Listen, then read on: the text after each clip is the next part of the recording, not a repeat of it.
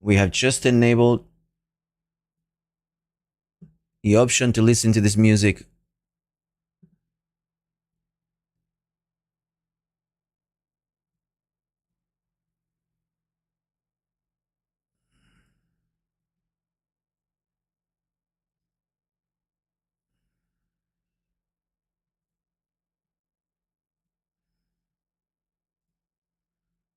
Yo, Scotty! Yes, we're about to watch it.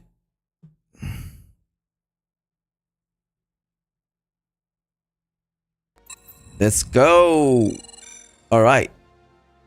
All right, hold on. I need to add the source, so just give me a second. Sitcom existing, and we have to put that. I have to put that on under the camera. One sec. I have a lot of shit here. There we go. All right, so welcome everyone. I am going to put the music down for now. I don't want the music to be a problem. Okay. There we go. I'm gonna close this now because now we have a CitizenCon Direct. The audio will probably be in. This is a watch party, basically. And what I'm going to do is I'm going to play some Star Citizen now while I wait for 3 o'clock when the event starts. We're going to keep the event on the side. So what I'm going to do is I'm going to try just to keep the event right here. Right? And then we'll keep a timer. So it's until 3 p.m. So we're going to put 1 hour.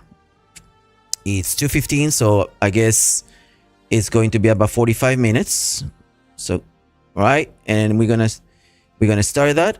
Oh, of course, and that's it.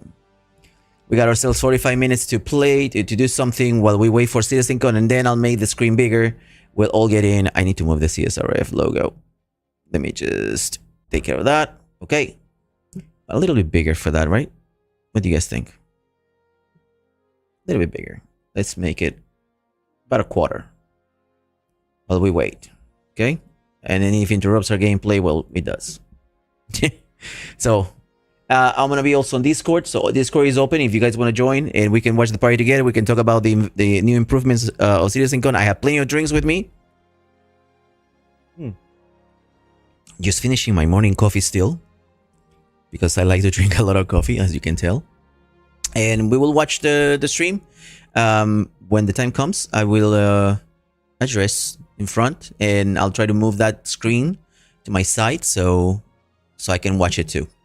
Okay, and I will do YouTube, and I will also do CitizenCon.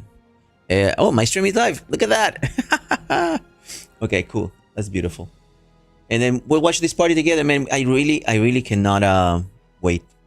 I really want to see what's going on. So it's gonna be really good. All right, Star Citizen. And we need to go to the channel, official channel. Shorts videos, no, channel. Of course. Ah, there it is. There it is. I'm subscribed, live.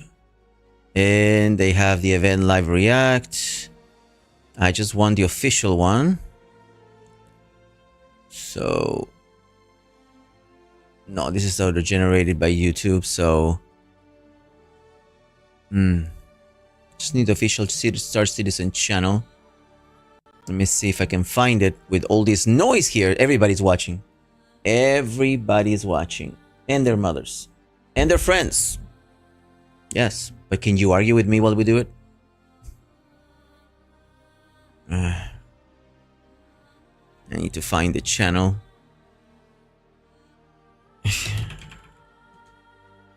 Okay. Let's watch. Oh, there it is. Bam. Okay. And live. And that way I can watch together with the audio muted. 41 minutes to that. So beautiful. Beautiful, beautiful, beautiful. Mixer. And then we'll keep Google Chrome muted because I want to hear it from my other audio. Okay? So I'll be watching too. Alright. In the meantime, let's just, play the game that we learned to do. Hey, Flying Clown, David, are you around? I'm gonna invite David to party. I want to see what he's doing. Geek is on party too. It's on PU right now, so we'll see if they're around, and then we can watch it together. We can talk about it together. There's some commentary going on that, and I'm gonna dismiss that. I think I should remove the ads from Twitch. At least I don't have them on YouTube, so that's good. We'll just watch. All right, cool. Let me just join in. I'm gonna need a couple minutes. I'll be right back.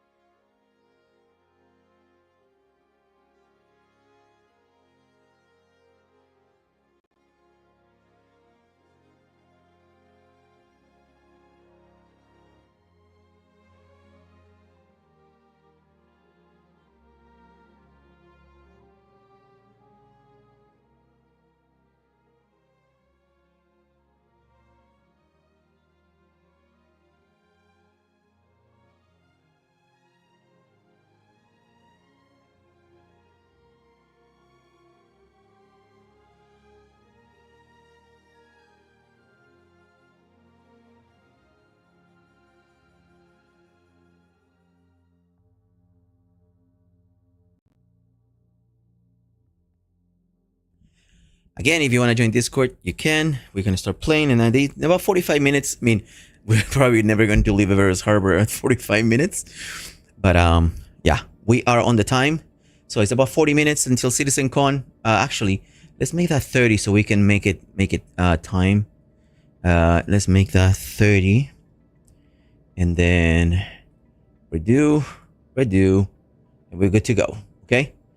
Because I really don't want to miss it. I have the audio already on, so I can't wait.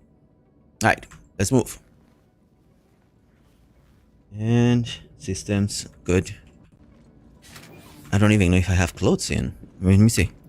Last night, oh, that's from what I did last night. Yeah. Don't look at me. I lost my clothes. I lost my clothes and I made a million and something. And the servers are super slow. The FPS is super slow. I have the feeling that is because of the influx of players coming in. Look at that. I mean, I don't know why is this. It's 22:20 in Everest Harbor, guys. I mean, it's really... It's not that often that it happens. Well.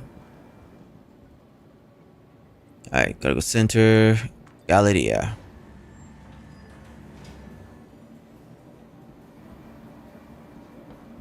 If I first take my clothes off, then we'll move. Listen to that? Oh, that's horrible. Wait, maybe I need to restart the computer. I haven't restarted the computer in a while.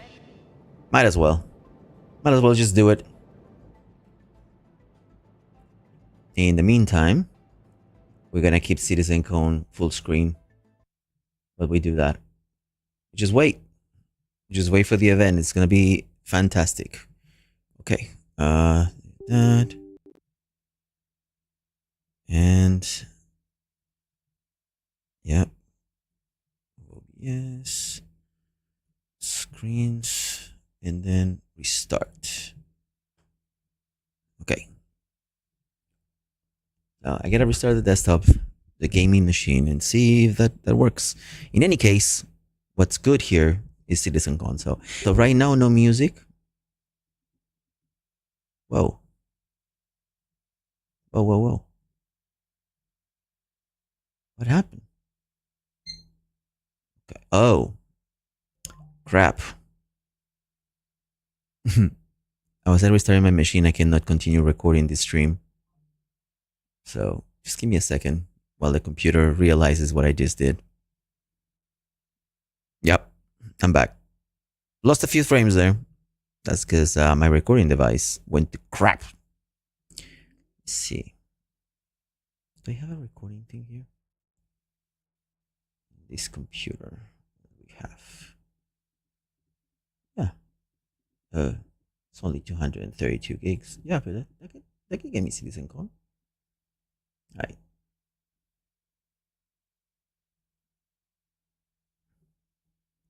I'm gonna output stream general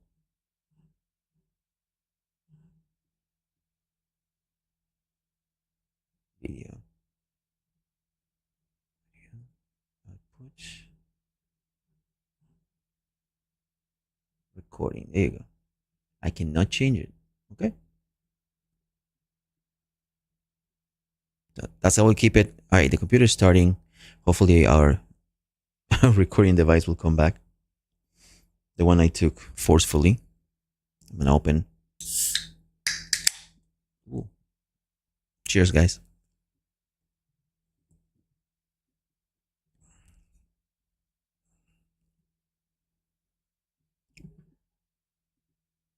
All right, since browser is taken care of, we're gonna put some music. Because we still can. Okay. Playlist. We continue with our playlist from the beginning of the stream. Dance music.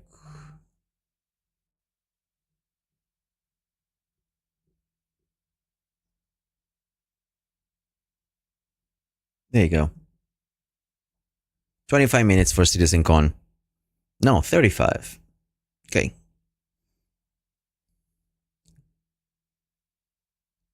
We'll see.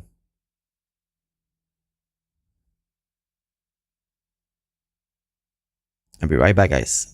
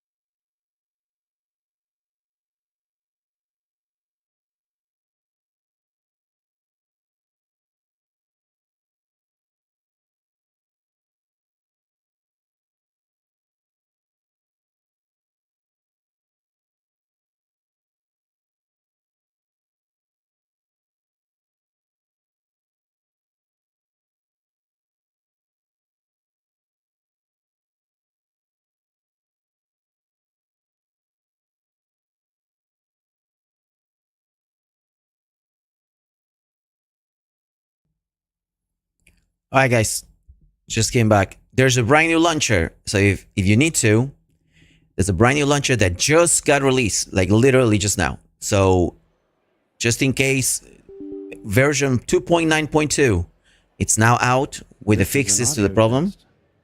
Oh, there he is. If you can hear the sound of my voice, please type Disco is a real cool guy in chat. Disco's a real cool guy. Ooh, ooh, ooh. All right, they're doing audio now. That's cool. I see Twitch, but YouTube. Disco is a real cool guy, YouTube. There you go.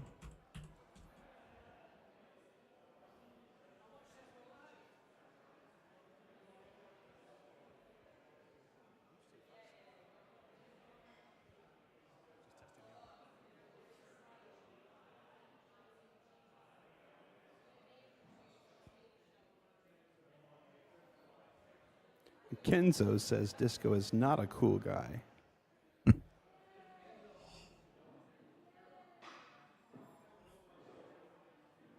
Okay.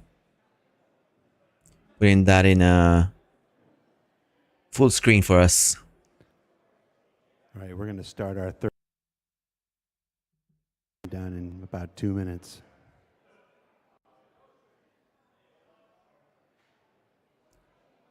It's gonna start soon. All right. Well, I'm gonna have to move myself out of the picture. How many fingers am I holding up? Liar. No picture.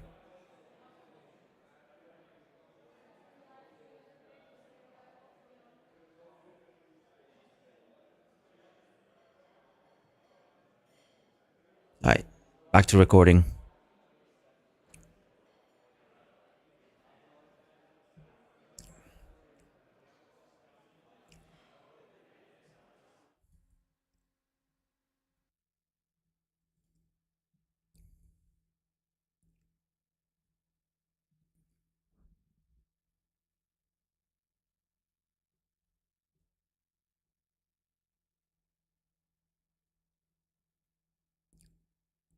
Hey Scott, do you listen to the audio from Jared from the browser?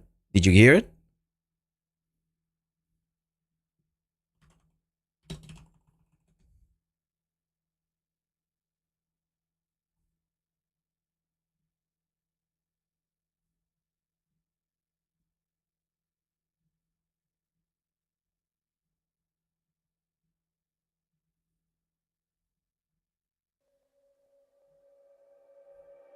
There it is. Moving my music down.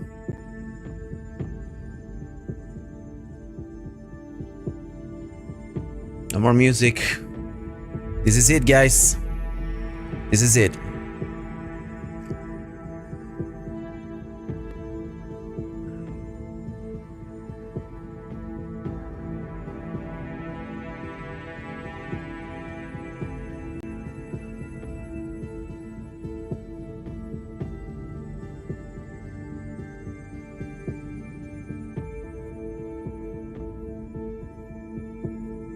No more timers, no more anything. We're ready for CitizenCon tonight. It's gonna be awesome.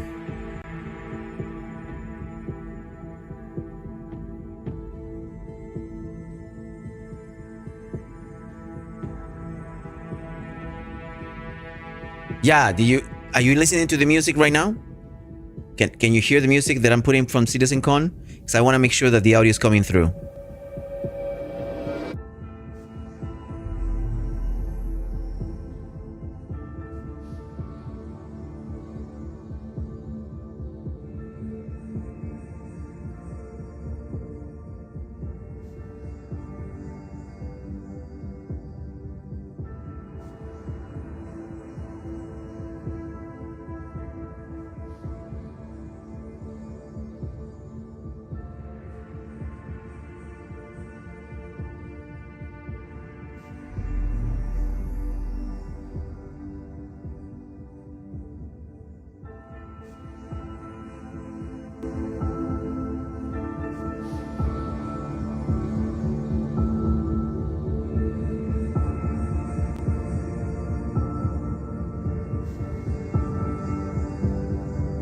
See if I can have that as a no.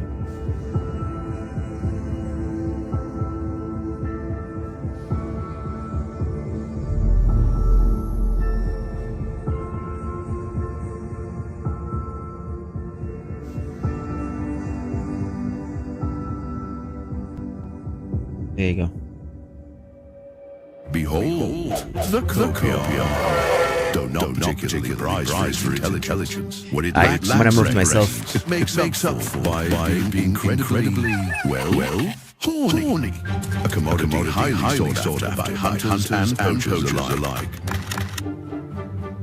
Fortunately for our copium, that is, this usually results in a free meal.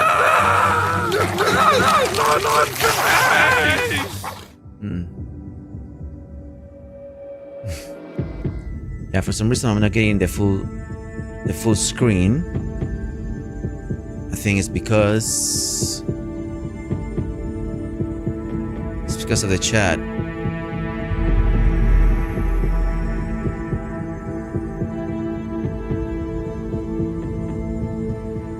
There you go, it's theater mode.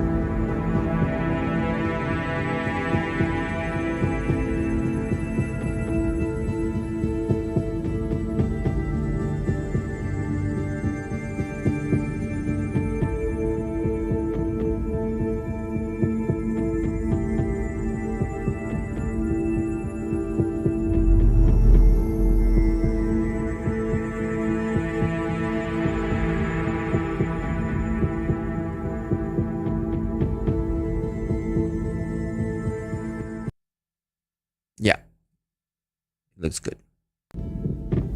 There we go.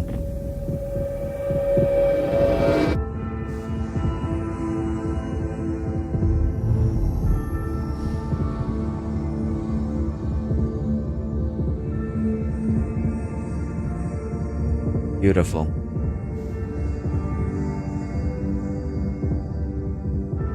All right, we're good to go. 25 minutes for it. The things that we're gonna see, what do you guys want to see? It's gonna be a lot.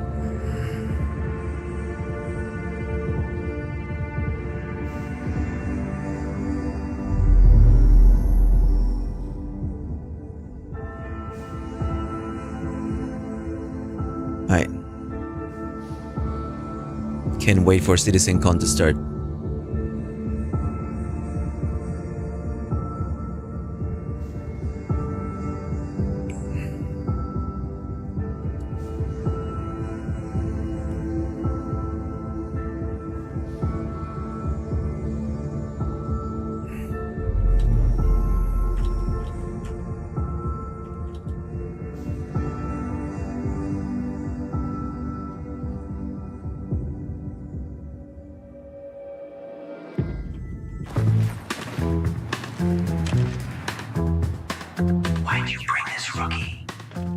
festival. Tradition. How do I go prone? Which button? Shh, press Z. No control. I pressed everything. It's not working. Get down! Guys, which button do I press to get up? Which button do I press to get up? Alt F4.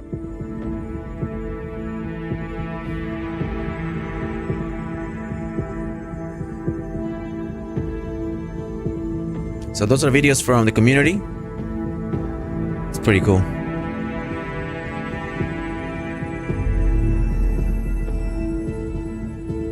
Okay.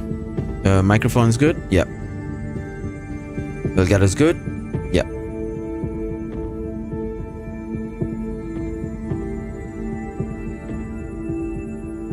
All right.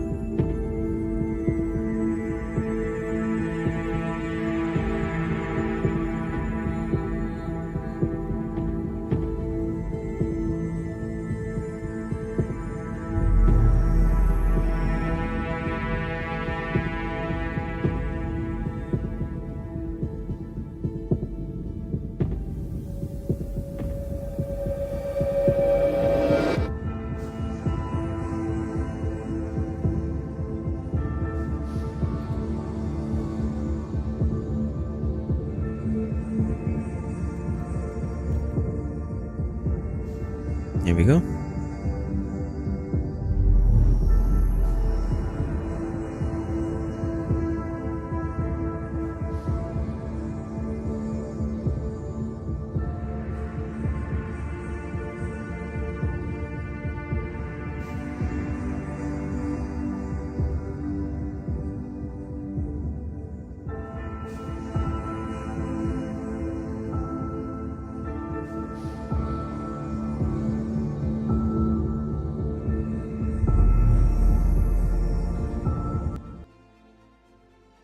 Okay. Crap.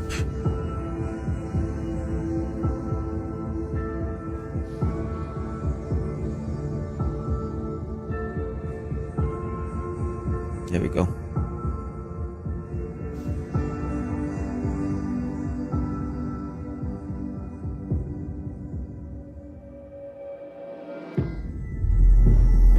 All right, we'll wait together. It's gonna be interesting.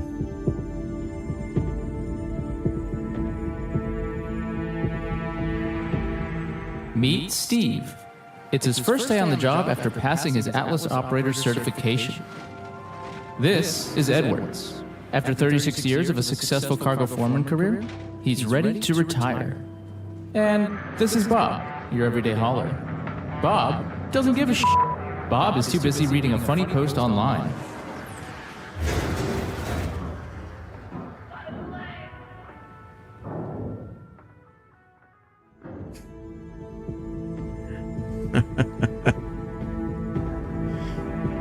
Yeah. Oh, Arena Commander, we can do that.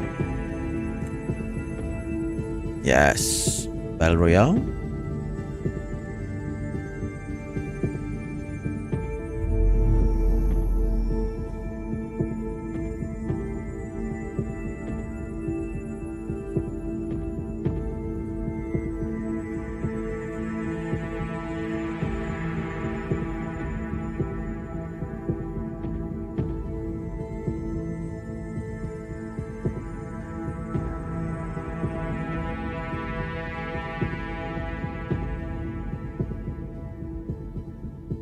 Oh, the Siktonari is echoing? Okay, hold on.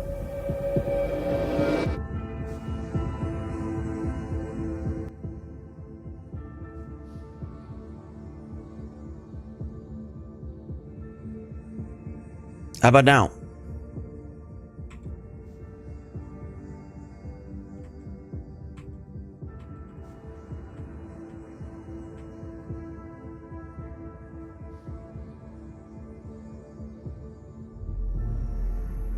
Better?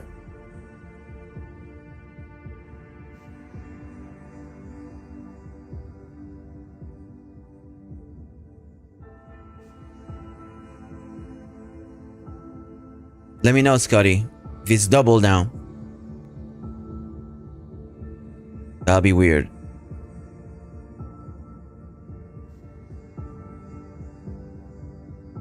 Now you can hear the Citizen audio. Interesting.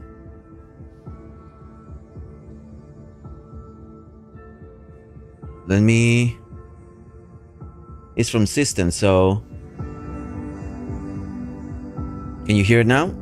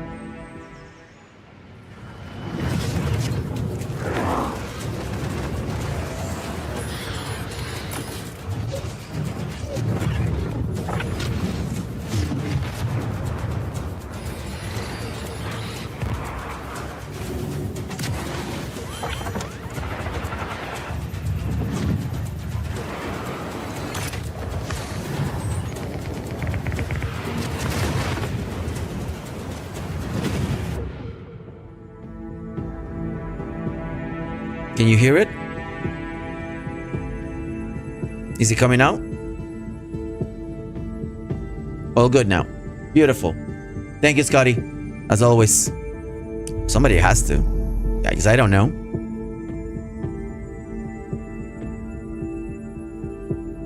Alright, let's see how it goes tonight.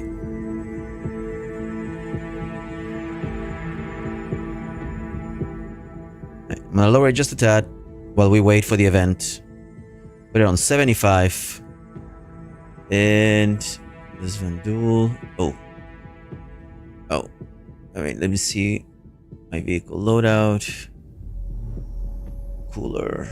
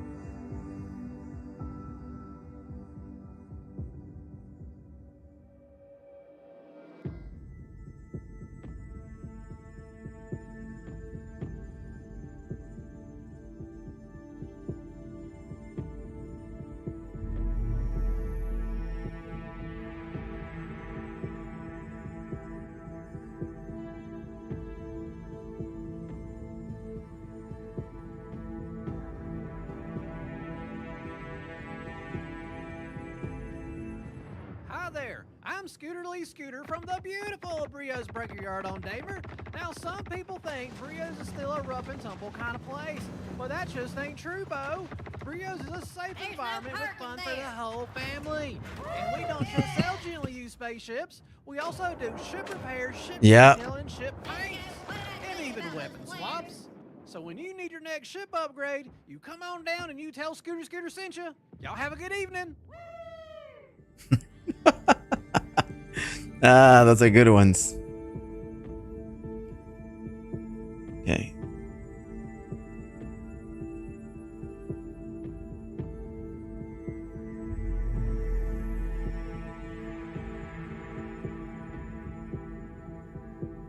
Okay.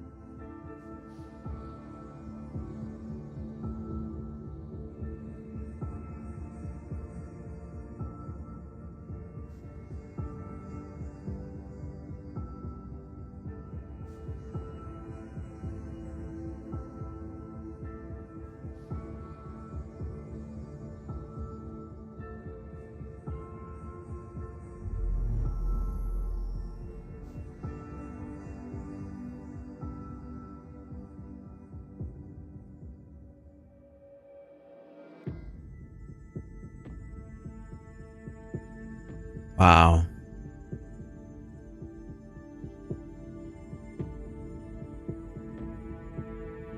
"12 minutes, guys.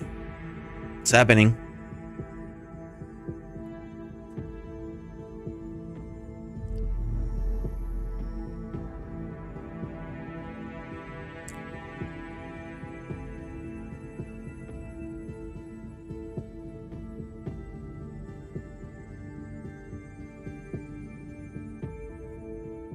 You won't know I'm here. Silence, crawling through the shadows. I don't care why. I finish the job. Darkness makes you weak, makes you blind. No pain, no fear. Just cold breath on your neck. When the light comes back, you're already gone.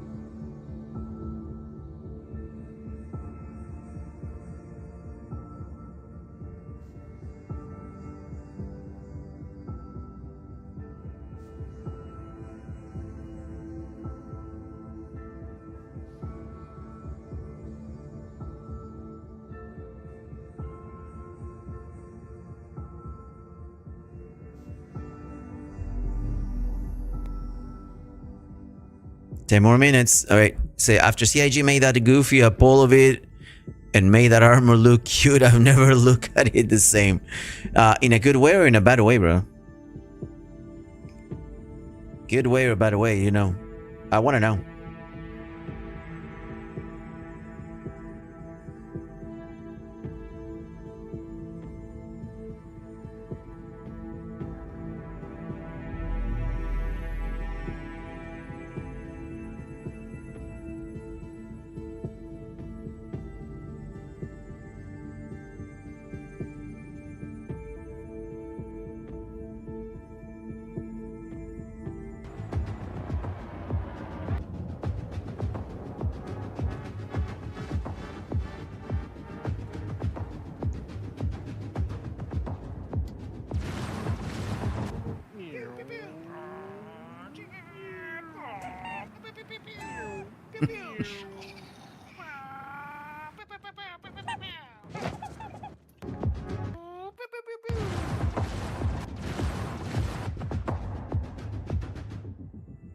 Body look cute and cuddly in their video. So I'm not wearing it. Gotcha. Gotcha. Supposed to look more serious, right? Yeah, they should have been more serious about it. 8 minutes. 8 minutes to CitizenCon. I am here in Arena Commander just chilling.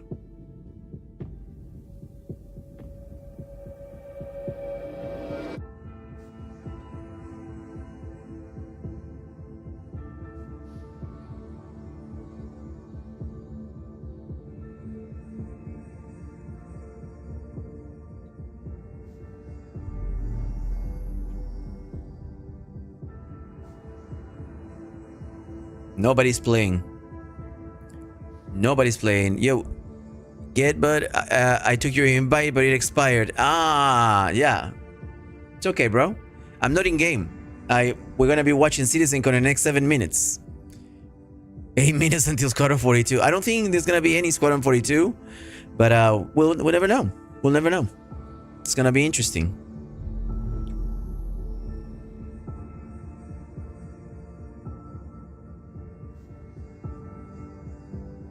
Let me see.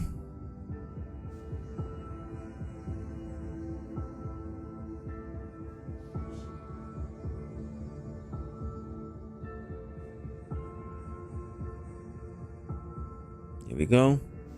Let me know if the audio is also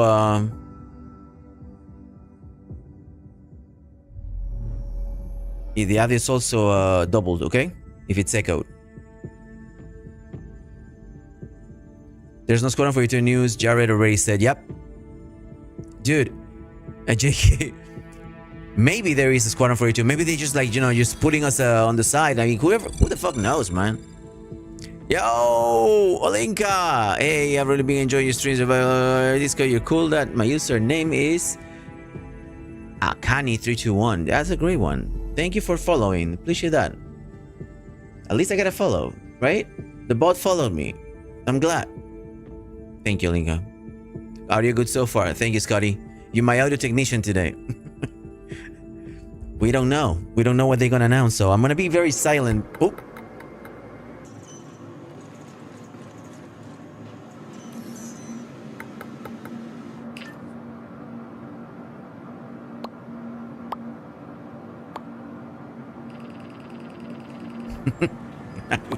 We all do that.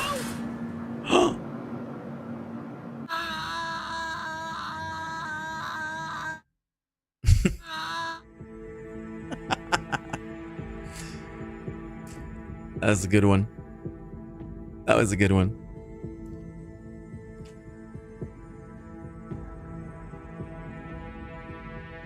Alright, I'm turning off Discord. I don't think we're gonna need it.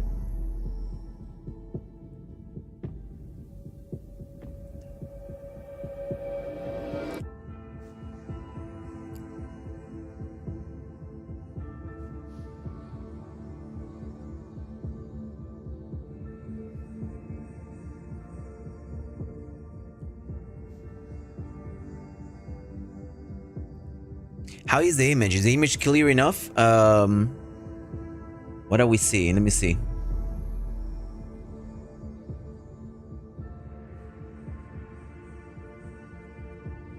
Alright, looks pretty good. Looks pretty good. Pretty decent. Wanted to make sure that I have good quality on the video.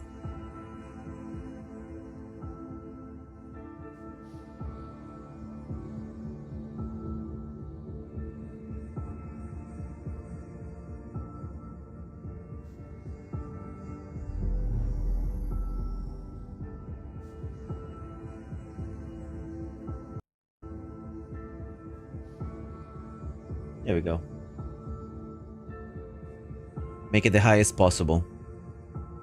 Good quality. Actually, let's make it 2K.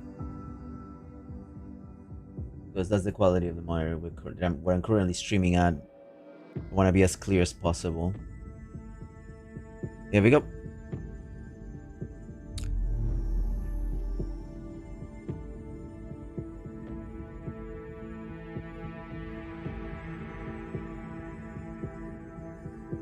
Alright, it's about to start, guys.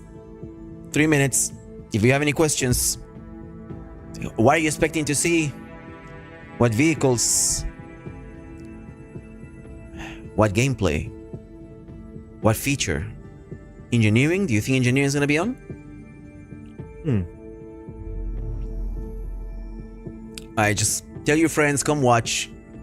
Let's laugh together at this. Just so you know, I'm here. And I'm gonna be hidden because I believe you guys deserve an unwatched. Oh, there you go.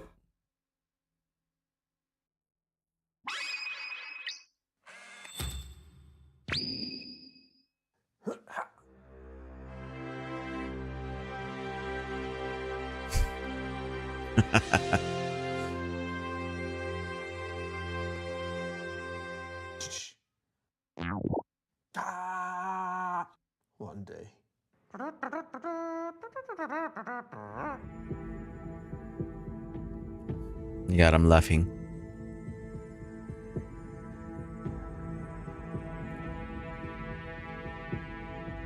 It's really cool they put in videos from the community. I love that. I love the community. I mean, all the pirates and shit.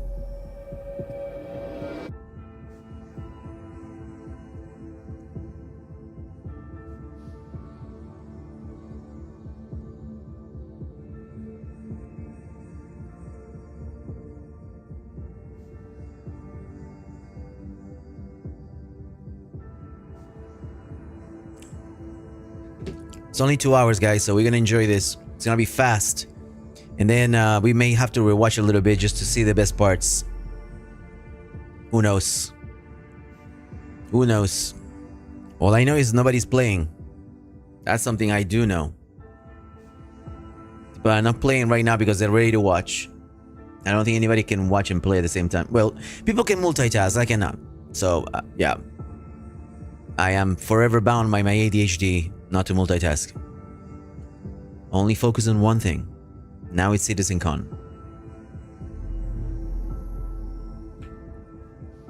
Yeah. So let me go back to quit game.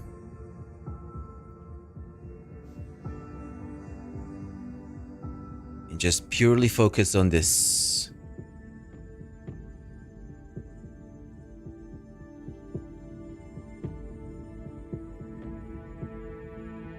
One minute. All right.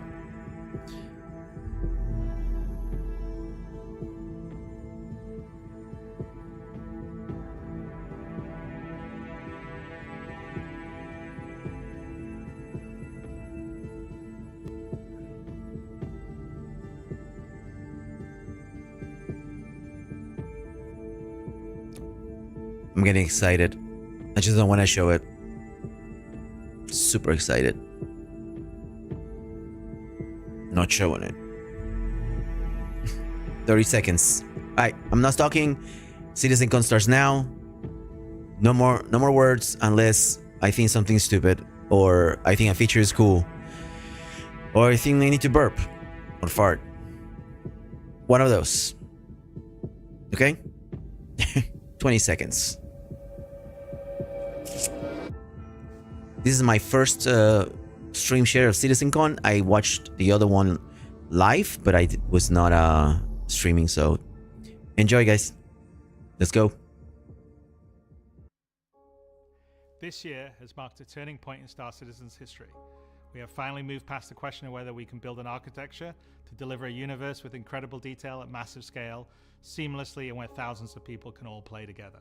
Server meshing has been working pretty much flawlessly at scale for the past 9 months. It has brought a more populated and active verse with up to 700 players online and in the same space at once.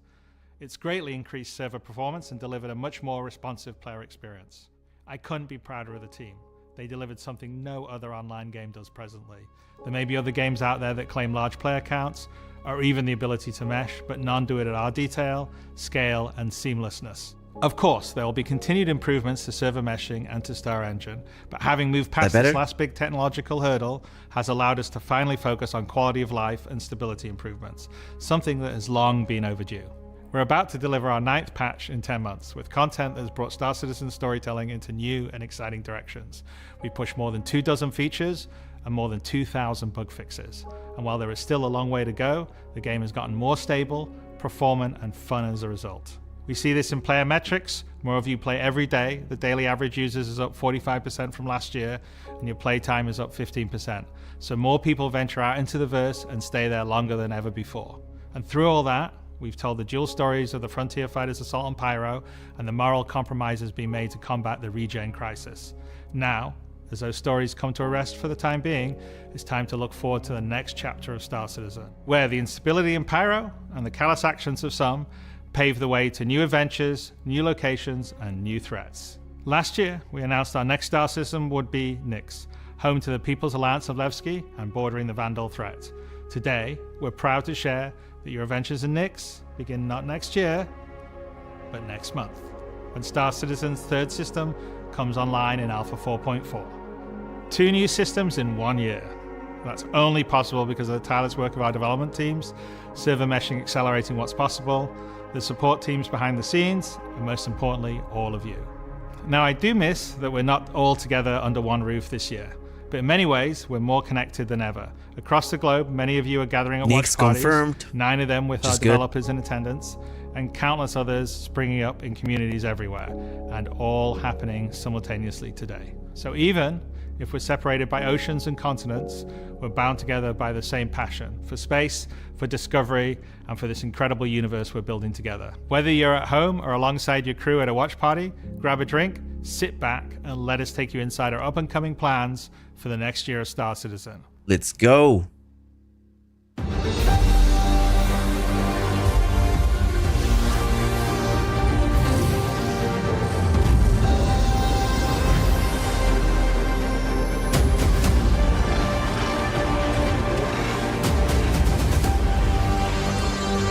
That's Nyx. That is so Nyx.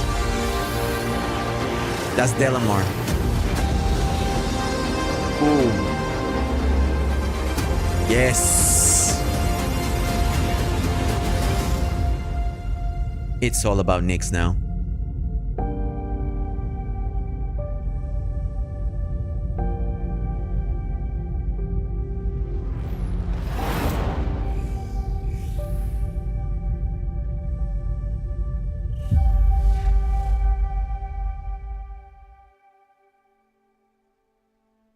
With the foundational technology now in place, the content development of the game is no longer restricted, allowing us to forge ahead with building out our first 5 star systems. Nyx will see the much-loved Levski landing zone added back to the verse, while also bringing you one of its most iconic landmarks, the Glacium Belt. Here, you'll experience a new combined arms operation that will introduce new factions and new adventures for you to discover. With this edition of our 3rd star system, we're also going to do something that's at the heart of the entire Star Citizen experience, and that is to build it right in front of you.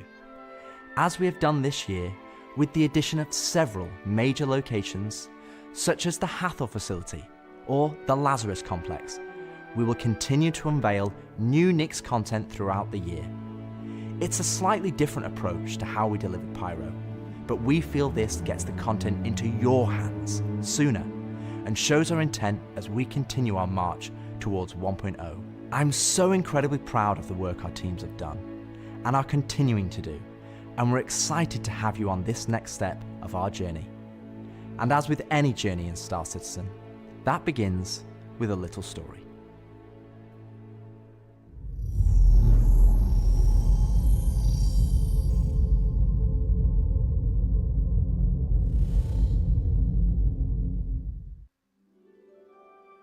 In 2025, we introduced 2 major storylines spanning multiple patches, creating a living backbone for adventure across the universe.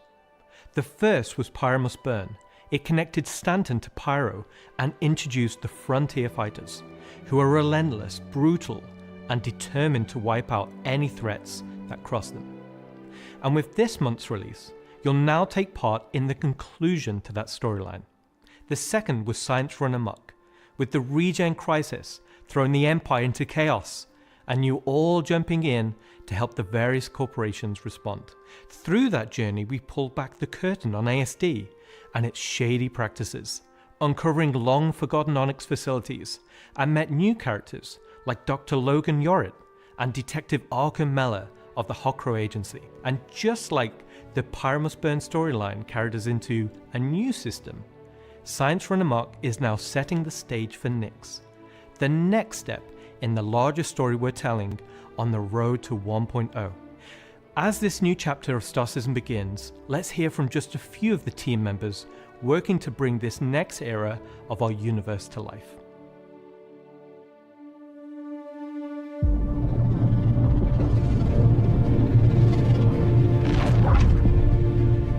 When the Nyx system was first discovered, the United Empire of Earth, the UEE, came out and did scans and kind of found out that the system wasn't really worth settling. The planets were too hard to terraform, the resources were too tough to get, so they opened it up. And one company saw opportunity where the UE didn't, QV Planet Services. And so they expanded into the system and tried to mine as much as they could, making a very slim margin by the sheer quantity of resources they were pulling out. The system itself sort of ran its course from sort of a large corporate interest perspective, and then was mostly left abandoned. Now this ended up being the ideal situation for the People's Alliance, who were a group of revolutionaries who were trying to overthrow the dictatorship of the Messer regime that was going on in the empire at the time. So they went to the Nix system and established what became known as Levski. They wanted to make it everything that the UEE wasn't at this time. They set up what they saw as their ideal society, where everyone's voices would be heard, where everyone would be equal. But they've fallen onto hard times. So Nix today is kind of at an interesting point in its history. Now that the UEE has kind of transformed itself into a democratic society, what is their role? What are the People's Alliance rebelling against? And they still see the empire as being inherently unfair. They see their role as still trying to create a free and fair society. But on the other hand, they have more problems than ever. And there's new threats lurking around every corner. And they have to ask, are they prepared to handle that? Or do they need to turn to the UEE for help?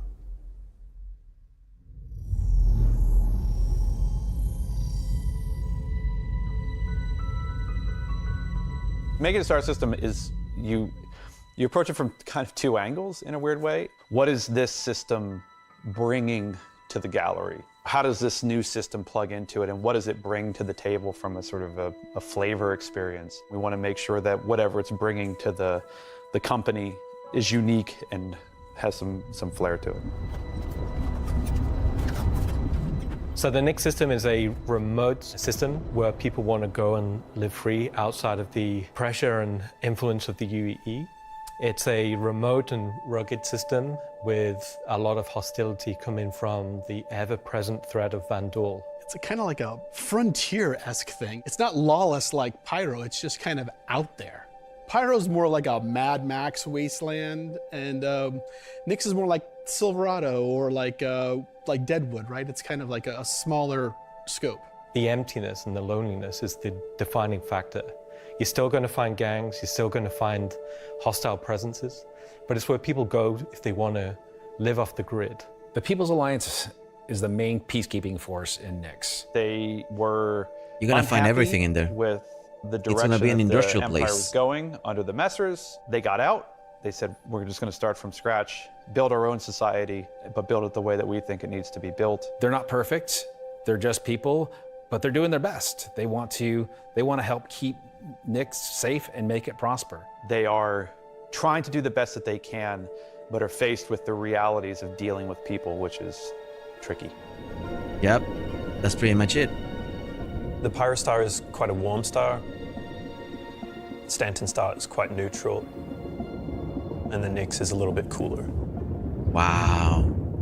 The system has its star, and it has this dark, really, really dense gas, sort of nebulous cloud. They put work in progress, so not there yet. Scattered around it, and those points of light in this gas cloud. Oh, that has to suck. Really, really hazy. So because Nix is bordering Vanduul space, it was important that we have a gap in the Nix gas cloud where you could sort of just, in between the clouds, see a piece of the Vanduul space. Ooh. It feels so close that it's even like protruding some red light. The level designers are using it as an actual visual indicator of where to place more dangerous POIs. So if you point your ship in the direction of it, you should find, as we build it out, that you will be in more and more danger. And I think that's really cool. To give more atmosphere, I was testing out adding some sort of space snowflakes, essentially. So when you look towards the sun, you can sort of see that sort of like sparkle. I don't know if I like that. Away from the sun, you'll see the reflections and sort of like little glints of light.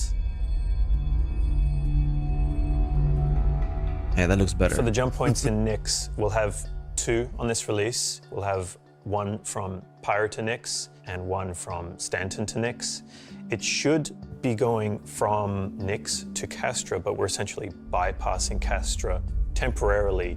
Hey, we want to make sure you can get there any way you want. Glacian Belt is a huge asteroid belt that is in sort of the middle of the system.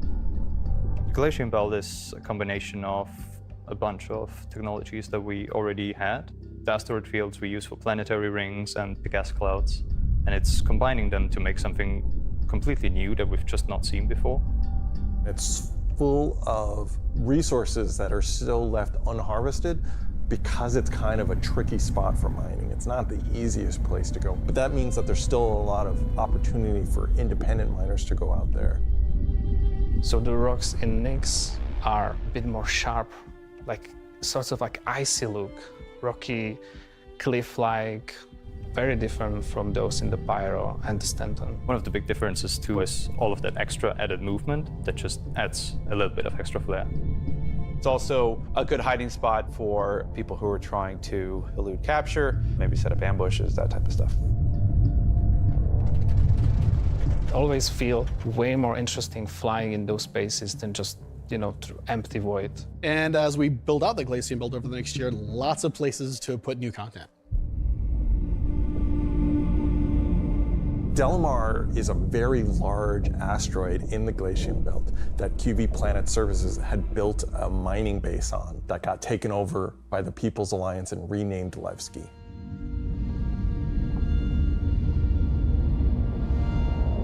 Levski is our first and biggest social outpost for Nyx. It's kind of like the place where you stop before you do your Can't wait to fly there.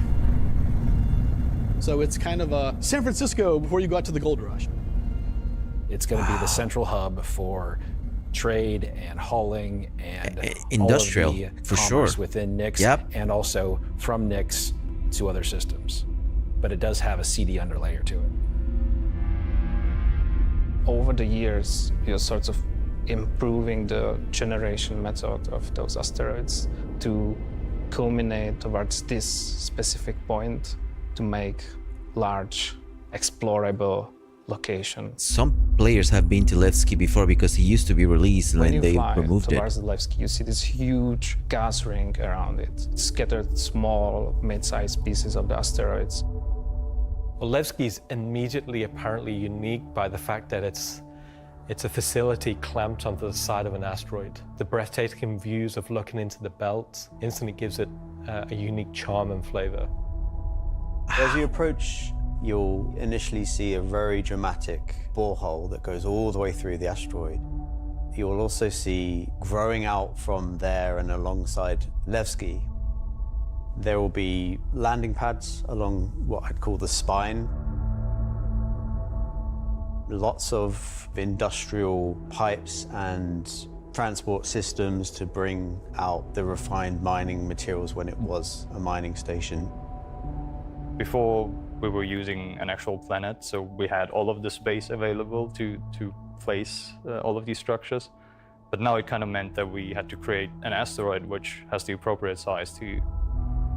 It's already been 15 minutes of Citizen Coin. I'm already happy. Of the asteroid, you will see that there is an area to fly underneath. We plan on bringing in Hull C gameplay, so this is exterior cargo elevators. So as a team, you will be able to load and unload cargo. There's a lot more movement on the exterior, such as the The UA say you can unload cargo from the Hull trains C going around tracks. into Levski. It's now going to be fully EVA. Finally. There will be walkways around the main landing zone to walk on using gravity plates, but you can drift off and kind of go wherever you want. Oh, You can wow. explore fully the whole place, which is great.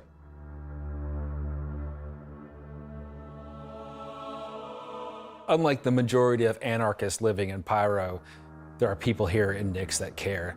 It's not a downtrodden or derelict, dilapidated location. It has a sense of order. But only where the People's Alliance has people living.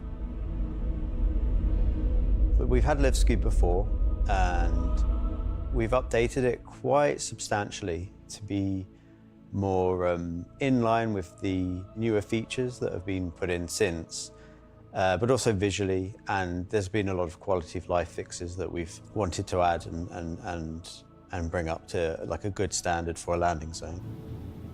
Facing the main lobby of Levski is a large statue of Anthony Tanaka, who was a child worker. And was being worked to death, all of them were. And Anthony Tanaka just had a break and just said no, and stood up against the foremen, the supervisors, the managers, the guards, and was killed for it. And so he became a sort of a figurehead. And kind of was one of the linchpin moments in seeing the fall of the Messer regime.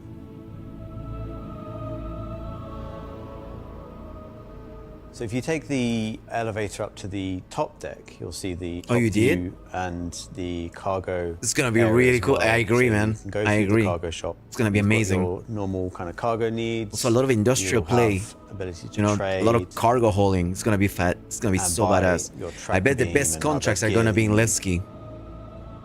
So I if bet were you to that die in much. the Nix Mining, system, then salvaging, one of the for places sure. you might come out from is the hospital in Levski, which is called the Mercy Hospital.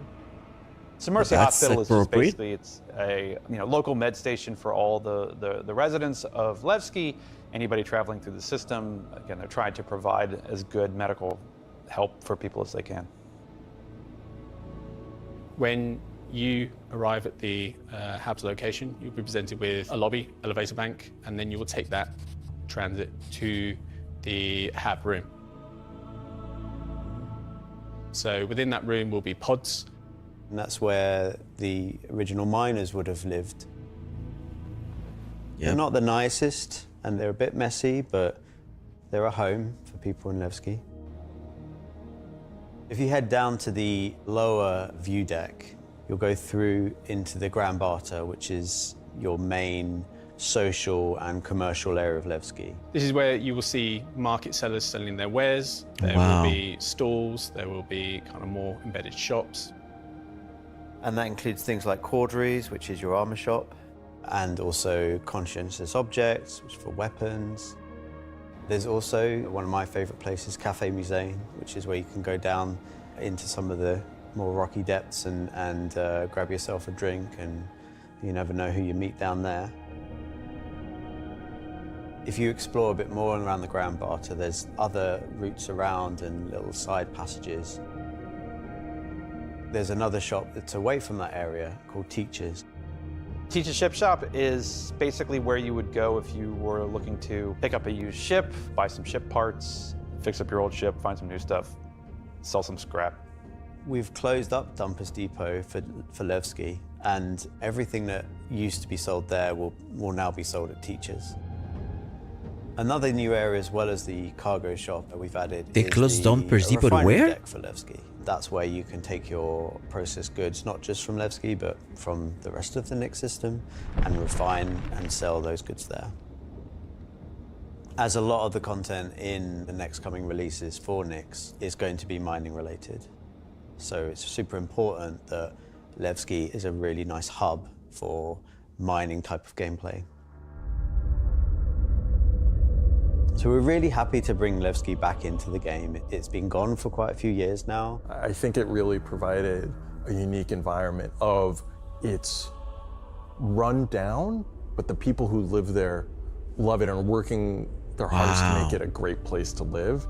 This is a location that has a lot of nostalgia for you guys, and we don't want this just to be a re-release. We do want you to go, wow. It's not going to be as complete as Pyro was when it first came out, but it's going to be our first iteration, and you're going to be able to see it grow as we work on it. Ah, they just changed the name. We're always Okay, gotcha. learning and improving Gotcha. and finding new ways. I mean, is there thought anything more that they Star remove Citizen it from somewhere than just to put him there. Building the system while the players watch us build I it wasn't around listening. It's going to add a nice dynamic to Stanton and be a much more calming of style system than Pyro. The people that would have played it before are going to love to see this come back, and the people that haven't seen it before, It's going to be a great new location. Oh, yeah. This is the first time that I'm going to be able to touch stuff and kind of bring my own content to the game. And that's really exciting to me. Levski coming back into the game is a huge milestone personally for me. So I worked on the original quite some time ago. So seeing it come back and updated and improved and better is fantastic. Wow. They took almost 20 minutes just on Levski. So that's important to them. Nyx is coming in, and now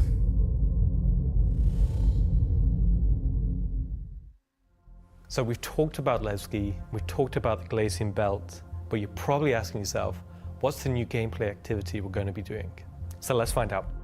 Welcome to Nyx is your first experience in a new space station in a new solar system. It's a mystery to be solved. There's things for the player to explore and look into. There's going to be some twists and turns, of course, some combat, and if you're lucky enough to survive, maybe some good rewards. This is basically a continuation of kind of our ASD storyline. So in the closing out what we had called our Science Run Amok storyline, we had revealed that ASD had been procuring sort of very black market illegal stuff in order to conduct their experiments. So this mission is basically going to be continuing on that trail. So the Navy has learned that illegal tech is being sold in the UAE, and they're hiring Intersect to investigate.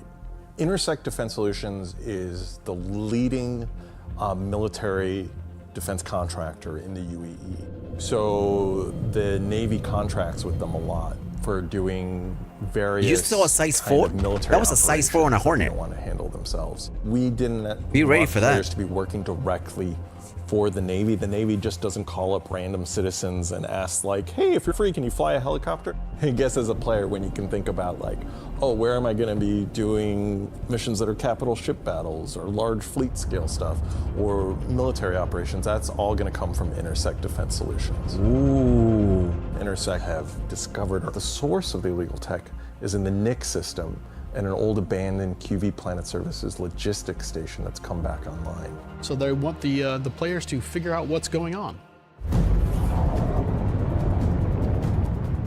Look so when you at come out that. of Quantum and you start your approach vector to the objective, you'll be weaving through asteroids, going through the Glacian Belt, and slowly the station will reveal itself. Now this is an old QV logistics station. It's pretty beat up, it's pretty derelict, but there's some points of interest that you'll spot as you go through.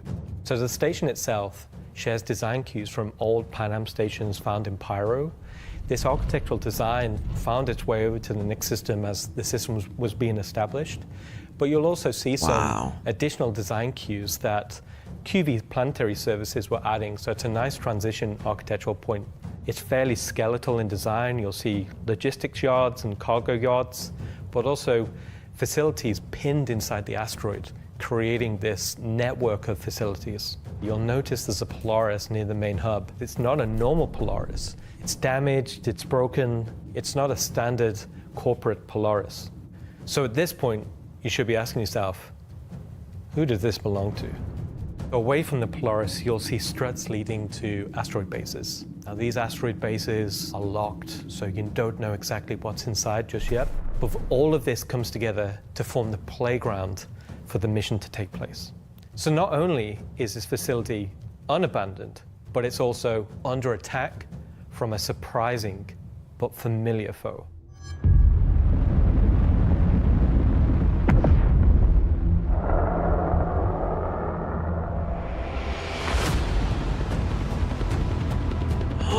The Vandul. Ooh. You know who this guy is. He's the guy who escaped. That's a new Vandul ship, guys.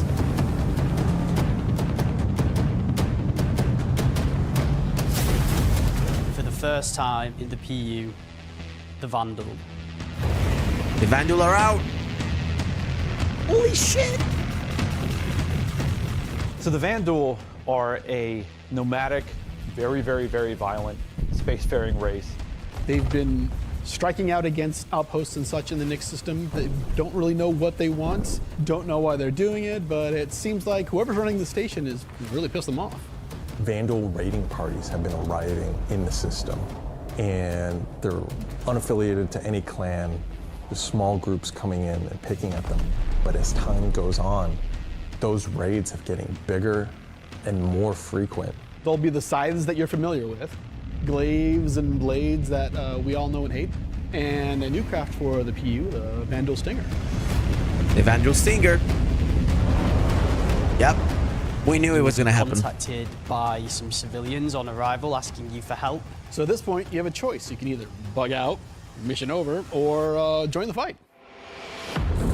Dude, we're going to be able to fly the Vandal Stinger. This will be the first time since the PU launched that you'll be able to fight against Vandal aggressor ships. This fight will be intense. The player should be able to deal with them, but they will have to be prepared and they'll have to come back in to fight off this initial wave, and that won't be the end of it. After you fight off the Vandal ships, the mysterious inhabitants of the station invite you to come on board. Which Intersect sort of will encourage you to do because it'll help further their investigation against what's happening here, why these QV stations have come back online. You dock your ship, you board the station, and it turns out the inhabitants here have a real surprise for you. The player will be immediately ambushed. These guys are not your friends. Of course, it's not going to be easy because the people that are inhabiting the station are going to fight you every step of the way. The fight will be challenging, but this definitely will be the warm-up phase of this mission. This will be the players getting a sense of what exactly is going on here, who these new people are. They'll be in unfamiliar armor. They'll be wielding unfamiliar weapons. And we want you to get a sense that you are in a new place, in a new territory, fighting a new faction. So after you survive this initial ambush, you get back in touch with Intersect, and obviously the question is, who are these people? Why are they attacking? Why are the Vandal attacking them? At this point, there's more going on here than anyone thought. The directive from Intersect is to explore the station and collect as much information as you possibly can. Wow. Along the way, you're going to get to explore some new areas. It's not just the space station. There's the disabled capital ship. There's asteroid bases nearby with obvious installations there, other forces that the Vandal have been attacking. There's a debris field. Explore the locations I think that's the you Banu. want and try to find out who these people are and why the Vandal are after them. They're the Banu. You'll find new clues. You'll I find have the ways feeling. to solve the puzzle of what's going on at the space station and find out what kind of loot they have for you now that you've beat them. And of course, this is a legally open station, so anything you find is yours to keep and sell, maybe even give to Wicklow.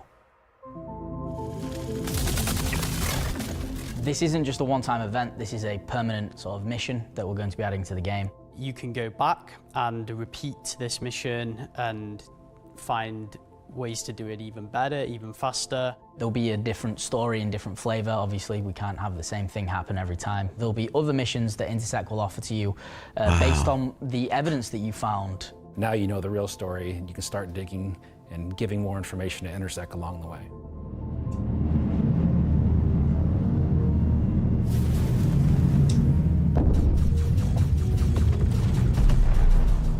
I'm super excited to finally see the Vandal in the PU. I'm excited to bring cool Vandal ship combat to SC. Players in the PU will now get to face down these awesome ships and get a taste of like we already have it in Arena Commander where you get to fight the Vandal swarm, and being able to do that in the PU is going to be, I think, a heck of a lot of fun. In that ship. So this marks a great milestone for us for not only pushing hard and adding great content this year, we're also being able to introduce the next star system and introducing the next landscape to tell new stories and add new gameplay beats into the ever-expanding universe. So we'll leave 4.4 there. If you're at one of the watch parties, please raise a toast to the great work that all the teams have been doing this year. And I'll be right back in just a few minutes to look ahead at some of the things coming in 2026. Well deserved. Well deserved. Hello, everyone, and welcome to the Voyager Bar in beautiful scenic Orizon, where the staff of Cloud Imperium Games Manchester is gathered for their very own CitizenCon Direct watch party. As the dozens of such events happening at locations around the world, we've gathered today to watch this sneak peek at just a little of what the next year of Star Citizen has in store for everyone. That is cool. Oh, that was really good, everybody. I'm Jared Huckabee, your host for the festivities and for the show today. And let me tell you, it's not a joke. It's not a gag. Next week, we're hitting our 9th patch in 10 months. And then in November, we're going to finish out the year strong with the long-awaited arrival of the Nyx system. And in case you missed it because you were chatting with friends, hi. It's not the lawless wasteland of Pyro many folks have been speculating, but an independent system with its own set of rules and laws and multiple ways to get there. It's an exciting time for everyone at Cloud Imperium Games because, as the architects of our persistent universe said at the start of the show, the foundational tech that we've been building for so many years has now unlocked us to bring more to Star Citizen than ever before as we continue our journey towards 1.0. Now, before we continue with the show, let's get a few housekeeping tasks out of the way. First, we're simulcast on YouTube and Twitch. So if you want the keen communities of Twitch or the 4K ultra high resolution of YouTube, you have your choice. Second, throughout the broadcast today, we want to see and hear what you have to say along the way, and you can tell us on social media by using hashtag CitizenGone. We're especially interested to see any photos from those watch parties that are happening across the globe, and we're going to find some way to bring a few of them into the broadcast later in the program. Third, we've also had a CitizenCon contest going for people to create their very own slice of life in the PU videos, and we played the winning entries during our pre-show countdown. The offerings were super varied. The idea was to work with a team to show the life of a miner or a hauler or a bounty hunter or whatever. But one guy just said, I'm going to make a video about how awesome I am. And I respect that. So shout out Nocturnal Revenant. I don't remember if you were one of the winners getting an L21 Wolf from Kruger for their efforts, but you won the coveted Disco Lando Complete Narcissist Award. Good job. And to all the winners, I'm sure someone will either be in touch with you about your wolves or they'll just show up on your accounts. I really don't know how that process works. Probably would have been good to find out before the show, huh? He's so afraid. Either way, if you missed the pre-show and are curious if you won, you can check the replay after we're done here today. All right. I just realized that my bosses, Chris and Sandy, are sitting in a movie theater watch party in Switzerland right now.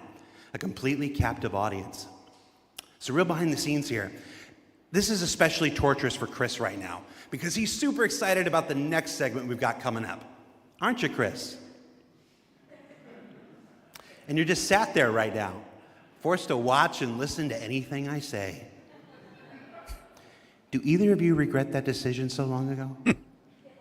All right, so I've probably pushed my luck enough. Let's get to the next thing. When Nyx arrives next month, it'll have Levski, the Glacium Belt, and the new Welcome to Nyx operation we just discussed. But throughout 2026, we'll also continue to build the Star System out with new features and new technologies that will not only set Nyx apart and give it a unique identity from its sibling Star Systems, but continue to set Star Citizen apart from other video games altogether. Now, at this point, if you're running one of the watch parties, you're going to want to crank your speakers up for some brand new music from the maestro Pedro himself, and let's take a look at some of what the next year has to offer for the Nyx system.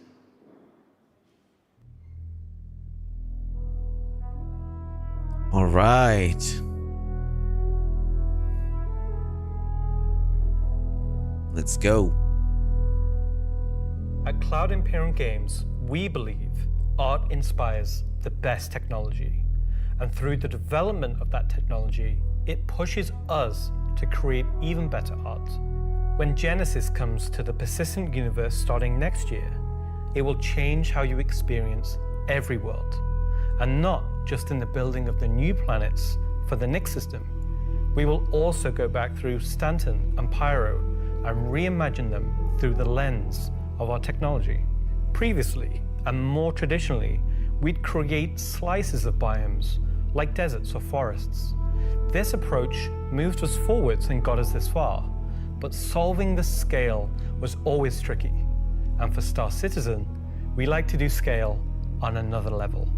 Issues like seeing tiling from our height maps from high altitude, or the unpredictable blending when two biomes connected, were common. But ultimately, things just never felt right.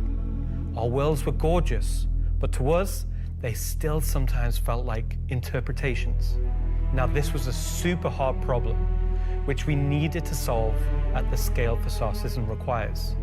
We challenged ourselves to emulate nature in the most believable way, and not just on a planetary scale, but to our level of detail. Look at that. With Genesis, we've made a complete paradigm shift to how we do things. Biomes are now created based on the physical data sets, with the assets being spawned whenever and wherever the correct criteria is found. So when you see a forest or a meadow, it's no longer because an artist painstakingly crafted it there.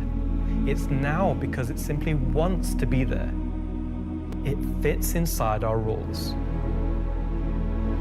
Genesis also ties into our other gameplay systems.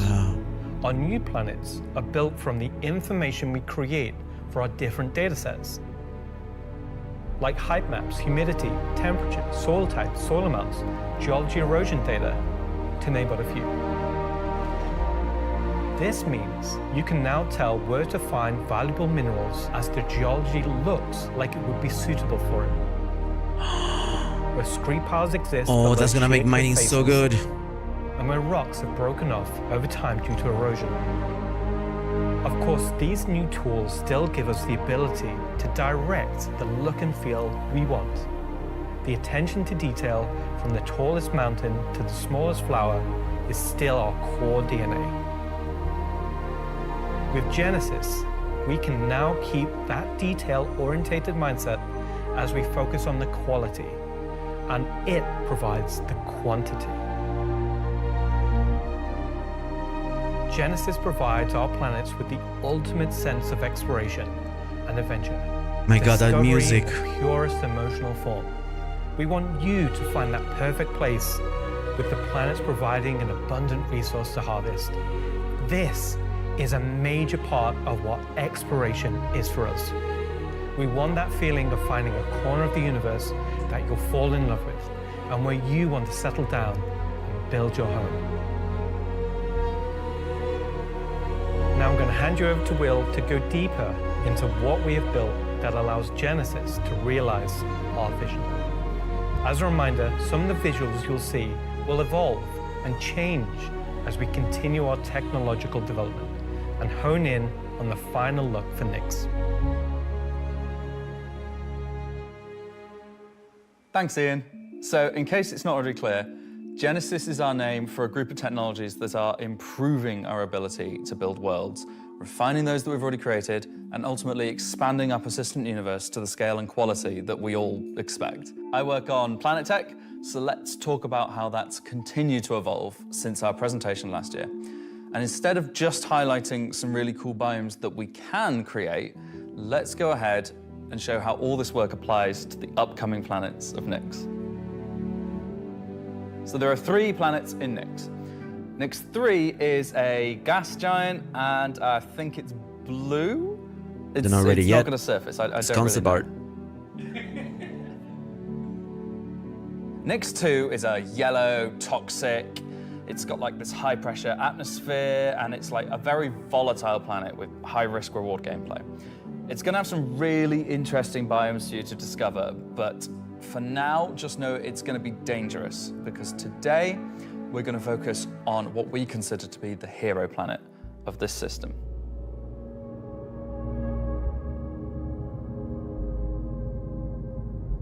Nyx 1 has got a rugged, remote beauty. It's got a diverse set of biomes, from weathered rocky mountain ranges to vast sweeping forests and grasslands, and from damp, expansive wetlands to claustrophobic, festering swamps. These core biome Swamps concepts will give be us released. a fantastic platform to hone our technology. In some cases, because the current tech couldn't do them at all, or because we want to completely step up our game for them. So, let's approach this planet in much the same way that you, the player, will, from orbit. The orbit appearance of the planets going forward is far more tied to what is present on the surface. Previously, we had different data that drove the orbital and ground coloring. That's because the orbit was designed to look like vegetation that we'd place on the surface, and the ground coloring was trying to be a mix of soil, rock, and the organic compound coloring that forms the kind of colors there.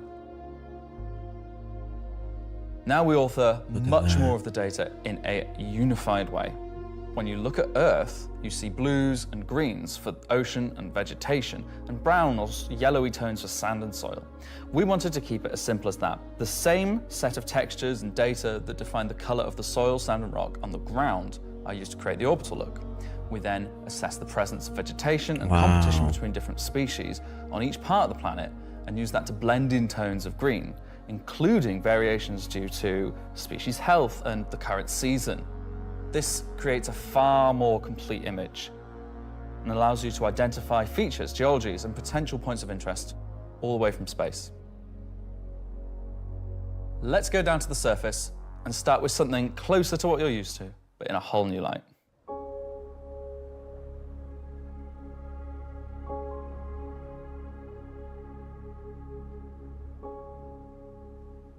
Of course, it has to be in a Polaris.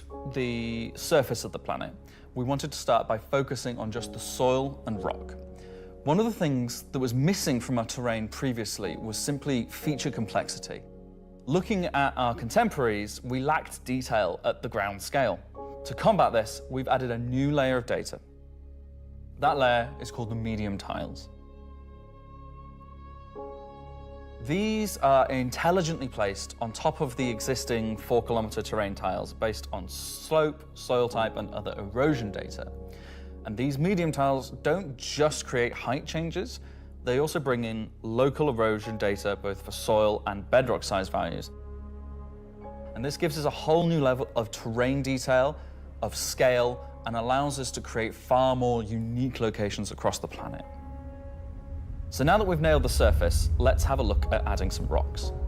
We've now got two major contributors to the rock content of our planets. Firstly, long desired feature, cliffs. We are adding large scale, very detailed to all our cliffs based on the geology at a given location. This adds an exciting new dimension to steep slopes that we simply couldn't get before. And also mining in those steep slopes. The second is a big one for you ground vehicle enthusiasts. Rocks are now found not scattered everywhere, like spilt popcorn at the cinema, but only in places you'd expect to find them, thanks to a brand new rock scattering algorithm that isn't annoying as hell. Using physical data generated for each large and medium tile, now rock distribution makes sense and has a physical basis. So if you're still crashing into them after this comes out, that's on you. The rock assets themselves have had a glow up too. We now create rock sets related to a particular geology that look like they originated from the same source. And this ties into how we'll be distributing minables in much more interesting ways too.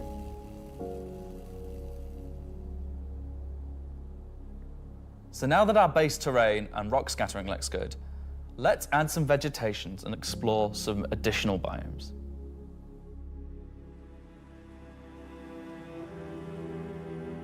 Nick's One's forests and grasslands are full of trees, various grass species, rock formations, and they're found in all sorts of elevations like mountain valleys, open plains, and dense meadows. And when we start to add a bit of fresh water, they begin transitioning into more wetland-type biomes. Wow. And while forests are super cool, let's focus on the grasslands and wetlands. Think about today. building your base here. Look at that. So, how are we making these look so great? Wow. Obviously, we've had grass before, but never meadows of it. Because until now, we haven't been able to spawn grass in large enough quantities or effectively represented at distance. So we're stepping up our game in terms of spawning, shaping, and shading grass. With Genesis, we now leverage GPU spawning to create vast quantities of assets across all biomes. whether it be dense meadows or more complex collections of ground cover like you can see in these wetlands. We are also able to fit our grass tiles to the ground by conforming them to the unique terrain underneath. Now we can finally cover complex terrain shapes with grass and ground cover assets, and as a result they are now gravity aligned, meaning each blade is oriented as you'd expect and not sticking out like before.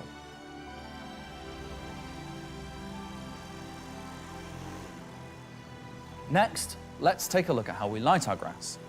Now, as in real life, the shading of a grass blade, or indeed a whole field of grass, is lit very differently to a flat surface. We are now high use in a solution that copium. shades meadows of grass far Just more because like of that. fur or hair. And this, if you think about it, makes sense. At a distance, a field of grass is far more like a carpet or cloth than a flat surface. This improves how our grass looks from a near perspective, as well as bringing us nicely into how we're solving the distant representation of Look grass. at that. So, let's talk about the distance problem. Oh, walking One there. of our biggest achievements Yes. with Genesis is allowing us to build beautiful biomes out of flora and geology assets like a building set. Can I say Lego? No. Too late. But in the past, this broke down very quickly when objects simply disappeared when viewing the same biome from 10, 20, 100 kilometers away. Because we don't hide planetary transitions and allow you to view complex regions from very large distances, there are almost infinite perspectives from which you can see a location in Star Citizen. So, how can we afford to evaluate complex spawning logic at runtime for the entire swathes of the planet? Enter the virtual terrain. Virtual terrain, or VT for short, is how we now cache and represent our terrain at varying scales. This has been the enabler for all of the lovely advances in terrain complexity and asset spawning we've shown so far. And it's also how we now evaluate and represent vegetation from a distance. When creating the VT for each part of the terrain, we assess if vegetation has covered the ground, and if so, what shading should be applied. For all of our biomes, we're now able to use the same shading model for the distant representation as the close-up asset, whether that's our lovely rolling hills, Wow. some more dramatic rockscapes, We gotta explore that, those guys. muggy wetlands, This is only on Nix 1. or even This is only our Nix 1. festering swamps. So yeah, we didn't forget about the swamps, and they're coming to Nix 1 as well. Built using the lessons learned and all the technologies we've developed, these swamps now spring into existence from the planetary data. This biome combines all of the elements from the other biomes we've shown you today, from water interaction, denser spawning, unique ground coverage, and I think it creates something really unique. Oh.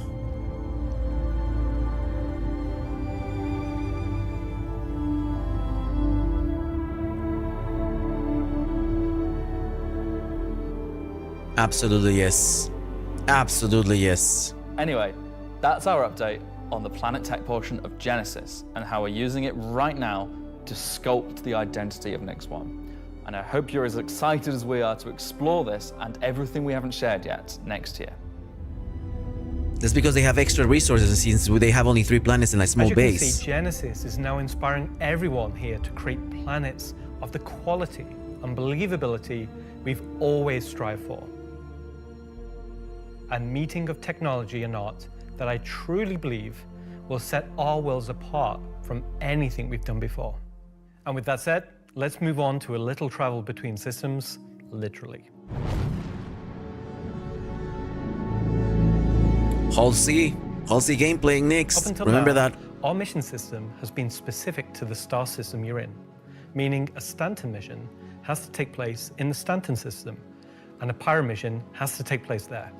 We've never been able to link these together, but with the introduction of our third star system, it's time for this to change. And that begins with the introduction of interstellar cargo. What are you talking about today? That's what I'm talking about. Hauling missions. Hauling is back. No one said Holly was gone. He doesn't even play the game? These are exactly what they say on the tin. Missions where you're going to start in, say, Stanton and end in Nix, taking various volumes of cargo between the stations. So there'll be high volumes of cargo that kind of fulfill the purpose for the Hull C and the other series of Hull ships. And there'll be a few sort of more direct routes. So you might pick up some cargo from Ruin Station in Pyro and go through the jump point to Stanton. How? You're gonna get attacked every second. Elios. So if you've never sort of experienced the jump point or going through it, these missions will require you to. They're no way limited. You can do them in any sort of ship you want, any size of ship. I'll be doing them in my Drake Cutter myself, between Stanton and Nyx. Just a Drake Cutter. I've got a few ships, but the Drake Cutter is really cute, so. One thing that we're looking to add with these interstellar missions is scripted combat encounters where you can be attacked by NPC ships. Maybe the mission giver has tipped off some pirates who are looking to get a hold of that cargo, as well as express missions, which means the deadline timers that you're used to in the regular hauling missions might get really tight and you've got to learn to be very fast. All of the love and care that has gone into hauling missions so far, with the logistical network and making sure they make sense within the themes of the systems, just as much love has gone into the interstellar missions we're making. I don't know how the missions in Pyro are gonna go, but like Hull C in Pyro, I mean, and not get attacked?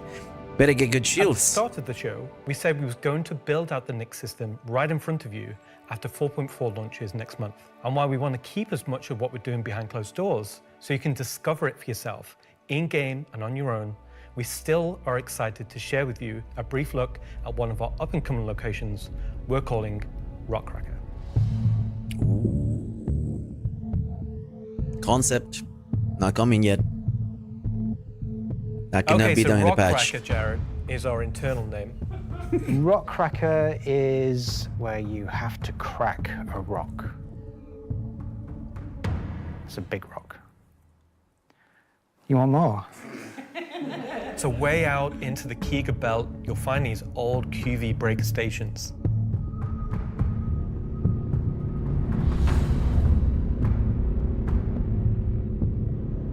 These were originally industrial facilities breaking apart large asteroids and mining them down.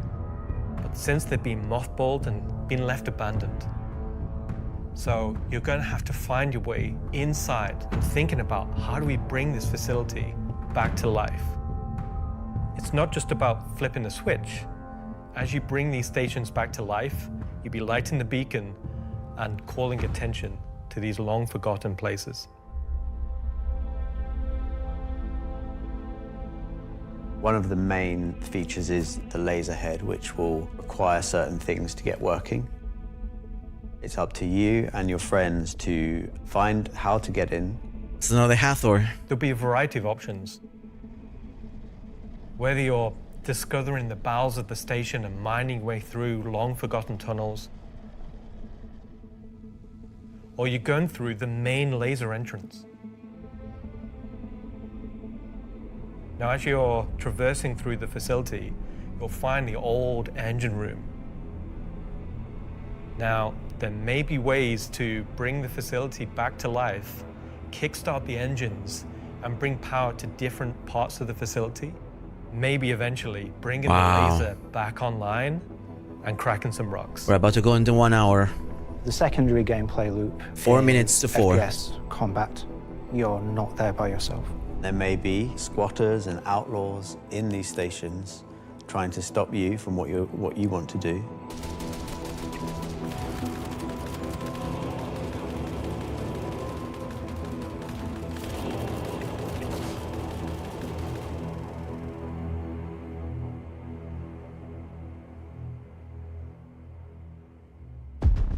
That's gonna be crazy. So you've found these old facilities, you've brought them back to life. You've systematically brought power to various functions of the facility. You've activated the laser. You've fired the laser. You've broken apart the rock. And then you'll be able to fly your ship inside and see what's there. So you fly a ship into an asteroid. Yeah. You just get into your ship and fly in and start searching around and trying to find the pieces that you want to mine. Whoa. So just like the caves, you I'm make really a hole, excited about Rock Cracker enter, because it's and a mine whatever's sandbox inside. Probably activity. Karenite. You can kind of go to these whenever you want to. Or new minerals too. This content is for players who enjoy mining, who enjoy exploration, investigation, and don't mind a little bit of FPS content while they're there.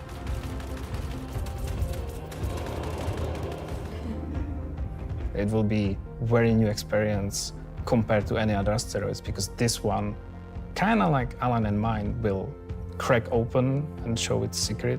And one presumes you can make a decent amount of scratch in an asteroid that's big enough you fly your spaceship into it. It wouldn't be worth doing if you couldn't make a good amount of coin. Yeah. Making promises for the econ team. Yeah.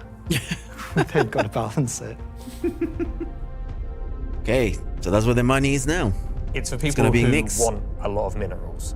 When crafting comes in, when all the other mechanics and features that we want in the game for 1.0 come in, it will be a place where like an organization or a group of like 5-6 people could come and just get a monumental amount of minerals. Monumental amount of minerals. Do you hear that? Feel about a So, ship. That's a look at some of what's coming over the next 12 months. In addition to what we've shown, there'll be new mission packs tailored to the People's Alliance and their struggles. There'll be events that invest you into the evolving storyline of all 3 systems we'll have in the game. And of course, when we begin populating these with new planets, there'll be a whole host of ground-based POIs, settlements and structures inhabited by those trying to make their way in the verse. And all of this in service of building star systems that complement the massive corporate yard of Stanton, the lawless ganking of Pyro, and now the new frontier of discovery for the Nyx system. Wow. Shall I say ganking? You already did. Gankers, prepare. Good job, everyone. So yeah, a whole lot to take in there. Interstellar hauling is the beginning of a massive expansion to the mission system that'll let us 4 connect o'clock. these 3 star One more systems hour. like never Damn. before.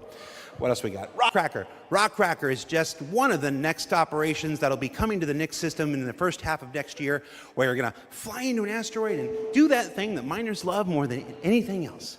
Complain about PvPers getting in their way. Yes. No, I'm being told it's mining. It's mining. And of course, one of the most anticipated features coming to Star Citizen, Genesis, and what that means for the planets of Star Citizen, including the ones already in there. So let's talk to Will Hain and find out more. And I'm just remembering that Will Hain is in France at the watch party. Okay, France. Ask Slarty Bartfast over there how they're going to use Genesis to update the planets and moons of Stanton and get back to me, all right? And see if we can get some fjords. What else we got? The Citizen on Digital Goodies Pack. That's a hard thing to say. That went up for sale a couple weeks ago and has a whole bunch of mysterious items in it. And that's where I can tell you now that almost all of them are tied to the Nyx system in one way or another. So let's find out what's actually in there. There's a gunship flight suit and helmet. 2 armor sets from that mysterious faction causing a ruckus with the Vanduul. And an Intersect BDU sweater and outfit. A couple of crazy weapons that I'm certain we'll Vanduul learn about in plush. just a few minutes. Some slick Levski swag. Isn't that a new and gun? finally, to celebrate the long-awaited addition of the Vanduul to Star Citizen, a cool Vanduul knife and adorable plushie, which I swear to love and squeeze and cherish forever.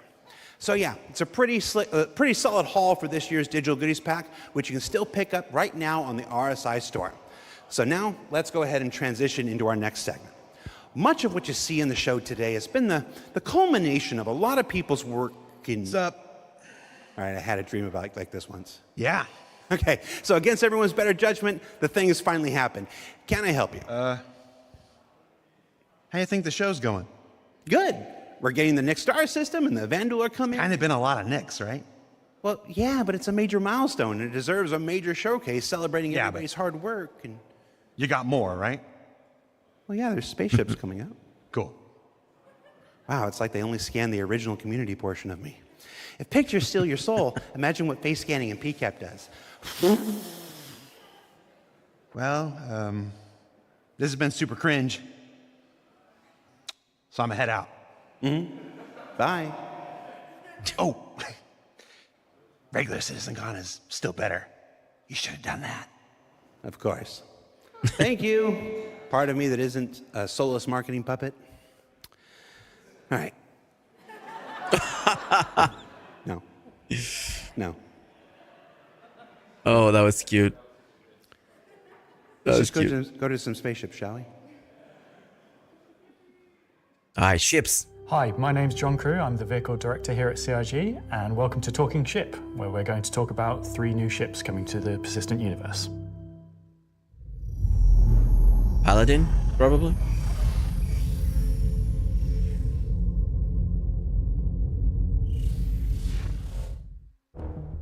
The last year has been pretty hectic in terms of vehicle deliveries. I think we've delivered the most we've ever done in a 12-month period, and we've covered all the way from tiny little snubs all the way up to capital ships. We've kind of filled out a few little gaps. We've introduced some new ships by some old manufacturers.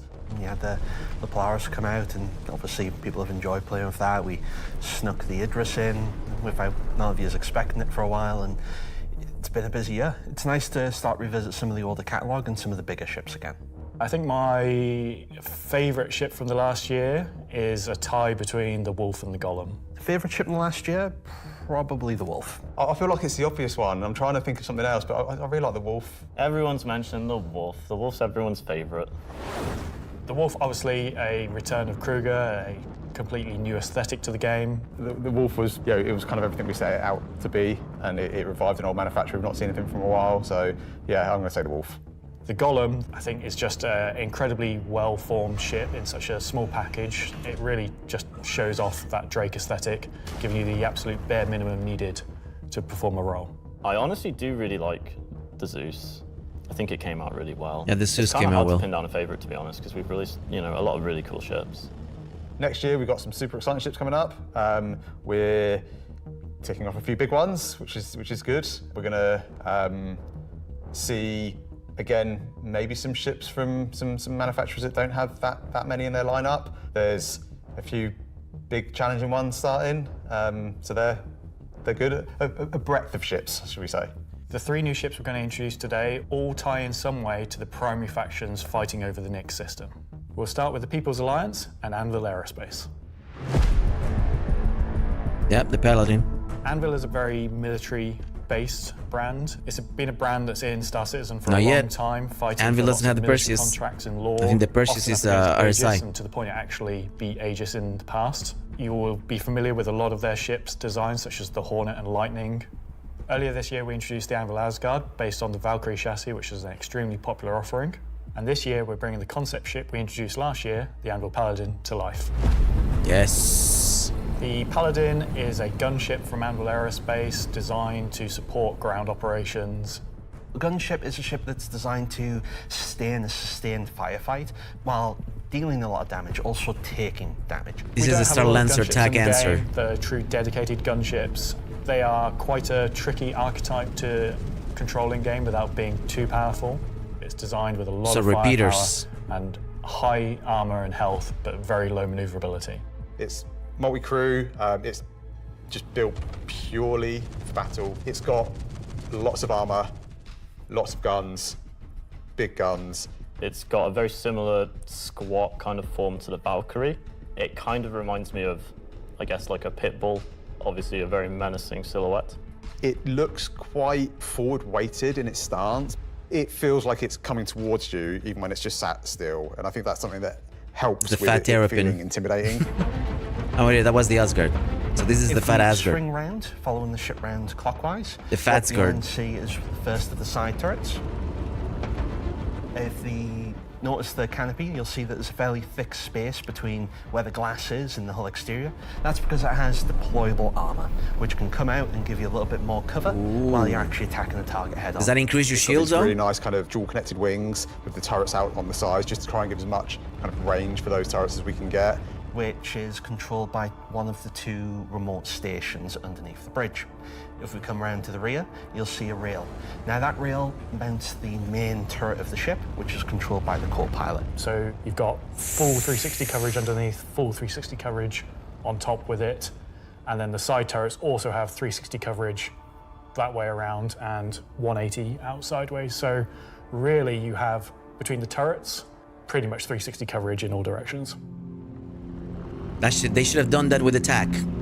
See? One of the unique things about the Paladin is all the How turrets dare are they. remote and all the crew are located in this one central two-story room. A lot of our other gunships, the crew gets scattered across the ship, but with the Paladin, you're all sat together with a nice, cool experience, so you can really feel like you're playing as a group.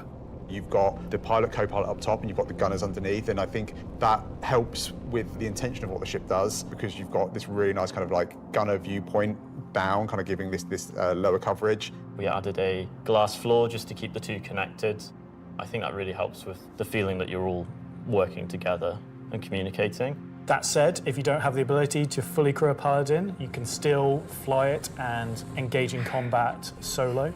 Obviously not as good as if you have a full crew, but you can't always guarantee your friends are going to be online. As a solo ship, it's pretty capable of doing a variety of missions within Star Citizen. So if you want to run this ship solo, you can take on combat missions that, say, other heavy fighters like the Scorpius Size Force, or other no? ships such as the Drake Cutlass could do. Size 4 or size 5? What do you think? Coming aboard the Paladin, you enter into this sort of armory ready room area. You have a variety of suit lockers and weapon racks in this room. Everything's very militaristic, stripped back, simple. It's a very functional space, but you'll find everything you need in there. One of the improvements from the original concept is we've added a small dedicated cargo bay area, allowing you to store actual SCU crates. Forward of that is the route to the lower gunners, and then upstairs you have the bridge area, and then off that central area you have the dual living quarters, one on the left, one on the right, and then at the rear you have the main sort of Component engineering bay? area where the majority of the components are. Also Yep. within the upper traversal area you also have a little breakout area with seating, food machine, toilets, etc. I think it's a very cool looking ship. I think we did a really nice job of taking what was there in the concept and adding an extra level of detail and trying to kind of push things forward. I think it hits the nail in terms of a really solid military ship. It's really complementary to some of the other ships in the Anvil lineup, so something like the Valkyrie, where you've got this big drop ship. Look at that. You know, the Paladin's there just to make sure it's safe, make sure no one messes with you, and just basically scare people away. The thing I like most, I think, about the Paladin is that it's very clearly got a crew of 4, and they all kind of work and operate under the same conditions. You know, the pilot, co-pilot, and the 2 gunners, they're basically all equal on the ship. There's one toilet, everyone's got the same style of bunk. When they're at work, everyone's at the front of the ship together. It's really odd to me that you call that, you like that there's one toilet for 4 people. Well, you know, it's you all work together. You're all equal at work. You're The toilet seat never gets cold. Toilet seat never gets cold. Yeah. Wow. So that's the Anvil Paladin. Whilst originally a military-built craft, it's the perfect ship for folks on the frontier trying to defend against threats. Just And another talking crew of member, you threats, let's move to our next double the ship, amount of the guns. Replica from Hesperia. Hesperia are a high-end manufacturer. They specialize in recreating exotic and particularly alien spacecraft. Effectively what they're doing is they're remanufacturing them, making them a little bit more suitable for kind of human flight. And the latest offering from Hesperia is the Vandal Stinger. Wow. The Vandal are big, scary space aliens. They're like 7-foot-tall, evil war race that sort of take over, steal technology, absorb it, fuse it all together into their own needs. They are the relatively nasty aliens that you sometimes hear about and haven't seen much of yet. They also make really cool spaceships. The Stinger Look as at a that. Vandal heavy fighter was reserved for their higher tier sort of ace pilots or high-ranking members within their clans. The Stinger is a competitor to something like the FA or I guess the Scorpius. It packs a lot of firepower in quite a large frame, so it's a very, very tanky spacecraft. The firepower is almost unrivaled in terms of just both the number and the size of them. So it's there for players who don't want agility. They don't want to be in and out quickly. They want to be there brawling with big guns and taking all the hits. One thing pretty that cool Xperia ship. have done differently with the Stinger is they have done away with the majority of the bespoke weapons. They heard everyone's complaints about the glaive and blade and have stripped off the original Vanduul weapons to allow customization for standard human weapons. With the exception of the single size 5 gun. Because it was too well integrated into the hull, even for Xperia to remove. All the additional weapons are generic mounts, so they can be swapped with any of the existing lineup that we have in the game. By doing this, it provides greater flexibility to the end user, and this is something Xperia wanted for the civilian market. For that one bespoke weapon, the size 5 plasma cannon, functionally it is the same as the existing size 5 plasma cannons on the Scythe and Glaive, but it is a sort of Gen 2 model and wraps it in a different aesthetic compared to those models. You'll see they're very much older Vanduul styling. This is much newer Vanduul styling, but underneath it is the same weapon that people have used for years. Our job as the vehicle art team on the PU was to take the Stinger from the squadron team and prepare it for life in the PU. We took an opportunity to take, this really well-established art style and, add extra details where needed. So the exterior is a real blend of these kind of hard surface, kind of rare alloyed kind of wings, and then underneath this real kind of organic structure that kind of webs all of the ship together. It connects the thrusters in, it connects all the kind of underside of the vehicle and pulls the whole ship together. You can tell it's very different from the Vanduul ships that are currently in the PU. If you take, for example, the way the cockpits are constructed. Up at the front, we've got this big kind of bubble dome that gives the cockpit quite a unique shape compared to some of our other ships, and also gives the pilot a unique position within the ship and kind of gives great visibility out the front. Boarding the Stinger is a little unusual compared to other ships, obviously being alien in nature. You're going through a ramp at the rear, and it leads you kind of straight up into the belly of the ship. Oh, wow. Lots of organic detail, rib cages, kind of strange alien forms. On entry of the cockpit, the seat kind of comes down towards you, and you kind of climb over the back of it a bit like a motorbike. You're basically riding into the cockpit. It feels very much like you're being carried inside the cockpit. Into the traditional prone flying pose that Vanduul pilots use. Damn. I'm very happy with the Stinger. I think the team done a really good job of making something that feels different, it feels alien, but it suits our lineup of ships and it suits our universe. I think the guys did a really good job of respecting the direction and vision from the original Stinger and Vanduul ships and Squadron. We've tried to take a lot of inspiration from movies and other science fiction material, but I think it sits well within the Star Citizen universe. So we have the Paladin for the People's Alliance. We have the Stinger for people that really like Vanduul and want to try and pretend to be them. But what about the other mysterious faction we have running around? So Gray Chowdhury got his start as he was working at a cargo center out in Odin.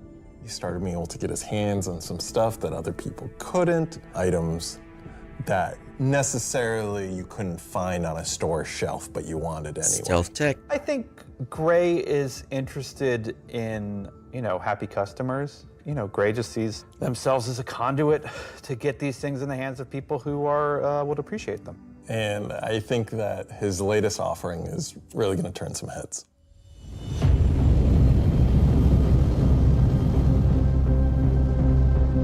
So the Shiv, Whoa. I don't really know what it is, to be fair. It's what happens when someone who is a genius at aeronautics and ship assembly is given free rein to do whatever they want. It's the best of whatever they can find lying around, put together to make something truly unique, wonderful, arguably beautiful, and just released out into the universe to see what happens. At first glance at the exterior of the Shiv, I think most people will probably recognize there is more than a fair proportion of the Cutlass visible there, but it's had quite a few changes to it. As you look a little bit closer, you'll start to pick out elements from other ships. You've got, main thrusters that are from the Valkyrie. Even the bits that are obviously a Cutlass have had panels welded on, panels removed. The top turret, which is now remote, is just this hodgepodge amalgamation with multiple other ships' turrets. And then the changes continue onto the inside where, again, it sort of feels Cutlass-like, but then you'll find There's bits of Crusader ships just integrated into the wall instead of what was there originally. It has lost its side entrance, some of its cargo capacity, but what it's gained is it's gained visually more powerful thrusters. It's gained a really kind of nice set of belly thrusters. It's upped its firepower. As ever with the refined work from Gray's Market, you can see that great care was taken to the health and safety to ensure that there's no trip hazards anywhere. There's like loose cables, panels are exposed. If you look carefully, you'll notice there are like tools laying around in the cockpit. It's gained a toilet. Bucket. Yeah, it's one for doing stuff, and then you need a second one to wash your hands. It's not an animal. It has very much taken that ethos of Drake and moved it down a level, which I think is quite an achievement. Just look at this thing. How do you even begin to describe the madness that created this? It's the Shiv.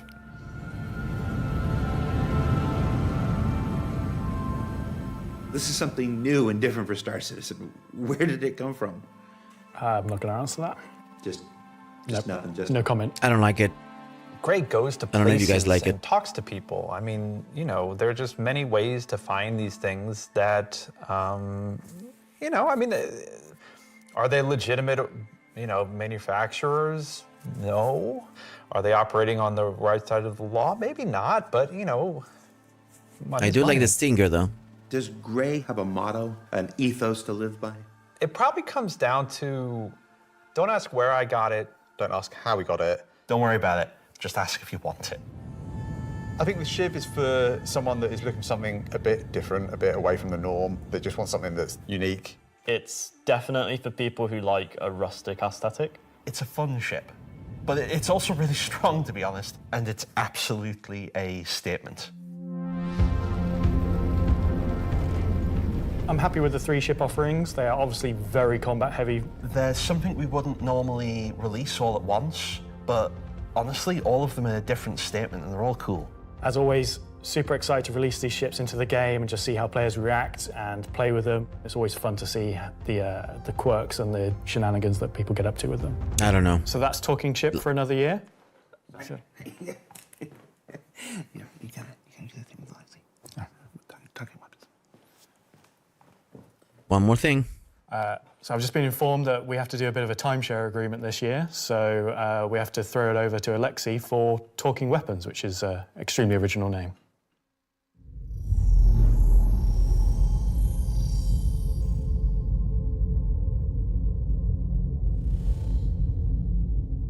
Are you talking about the energy guns, not the I'm non-laser? talking about the new edition that come out in October. The non-weapons are essentially the weapons that does not have a manufacturer, the weapons that you can think of that were made by space pirates. Gray sells whatever he can sell. Sometimes he gets his hands on some weapons that come from unknown origins. He will sell things that no company in their right mind would ever make. These are the most kind of like scrappy and taped together and the most kind of like pyro-ish weapons that you can think of. Right now we're releasing 3 new weapons. Do you think it's the Ardor? Rocket launcher, the LMG, and the long-awaited Space AK. I think this is the one that not only is the most in demand, but I've been politely badgered about the most. It's a fun rifle that basically fires energy and ballistic in sequence. So your first shot will be your ballistic, your second shot will be the energy.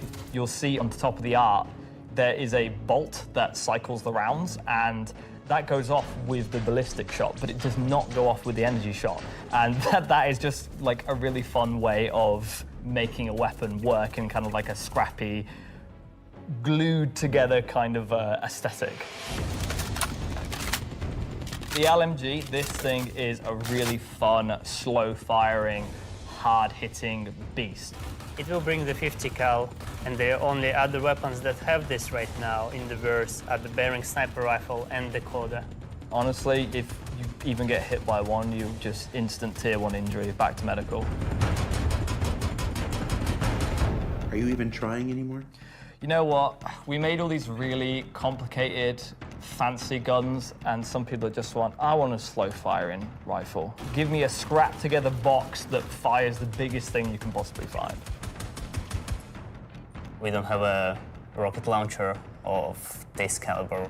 It will be 3 grenades straight together that you pull into the tube and fire towards your enemies. The cool part about it will have an arming distance, so you will not be able to just point it towards an enemy. It's also going to have a lot of spread. So essentially, you're going to have to get very close with your launcher to be able to blow up ships with a single payload in it. You can't actually aim with the apparatus, because you've got the tube on your shoulder, and you try to aim it, you'd have to physically put the tube in your head. So we were like, oh, we can't have an aiming apparatus for this. And then we realized, like, it's in the spirit of being a tube that you can't use the aiming apparatus, and you just kind of like, all right, I think that's the middle of the screen, I'm gonna hit it. It's in the spirit of being a tube. Oh, the binoculars.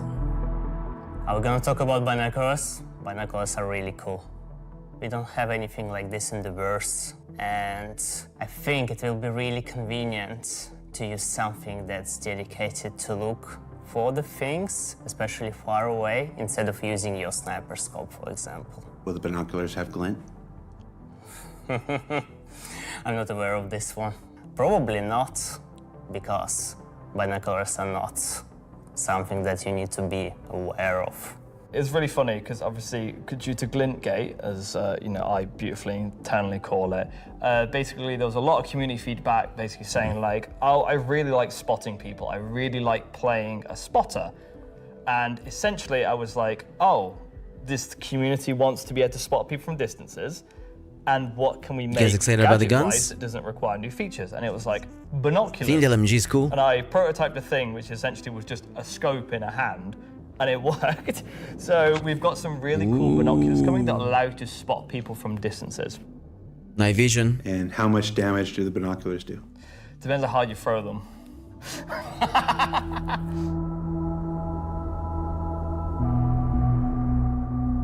Thanks, Alexei and Zach. That's the end of this segment for this year. So that's talking ship and weapons, unless anyone else is going to come and tell me something else. It's been an exciting year, and I think the next year of ships is going to be even more exciting and expansive than this year. More ships. All right, 30 minutes. It's 4:24. Well. That is an eclectic bunch of combat ships for the verse, and they're all available right now up on the robertspaceindustries.com store. Also, any minute now, there's going to be a PTU drop that includes all 3, so you can fly them now ahead of their release next week when Alpha 432 goes live. 3 combat ships. I wonder if they'll have any additional uses coming up later in the show. That's a hint. All right, what else can I shill? Oh, there's merch. We've got these cool new Levski desk mat things. These are always popular. There's some Levski metal posters on the store, and of course, love them or hate them, but you can't avoid them. There's this cool new Wickelo's Emporium t-shirt. Yeah.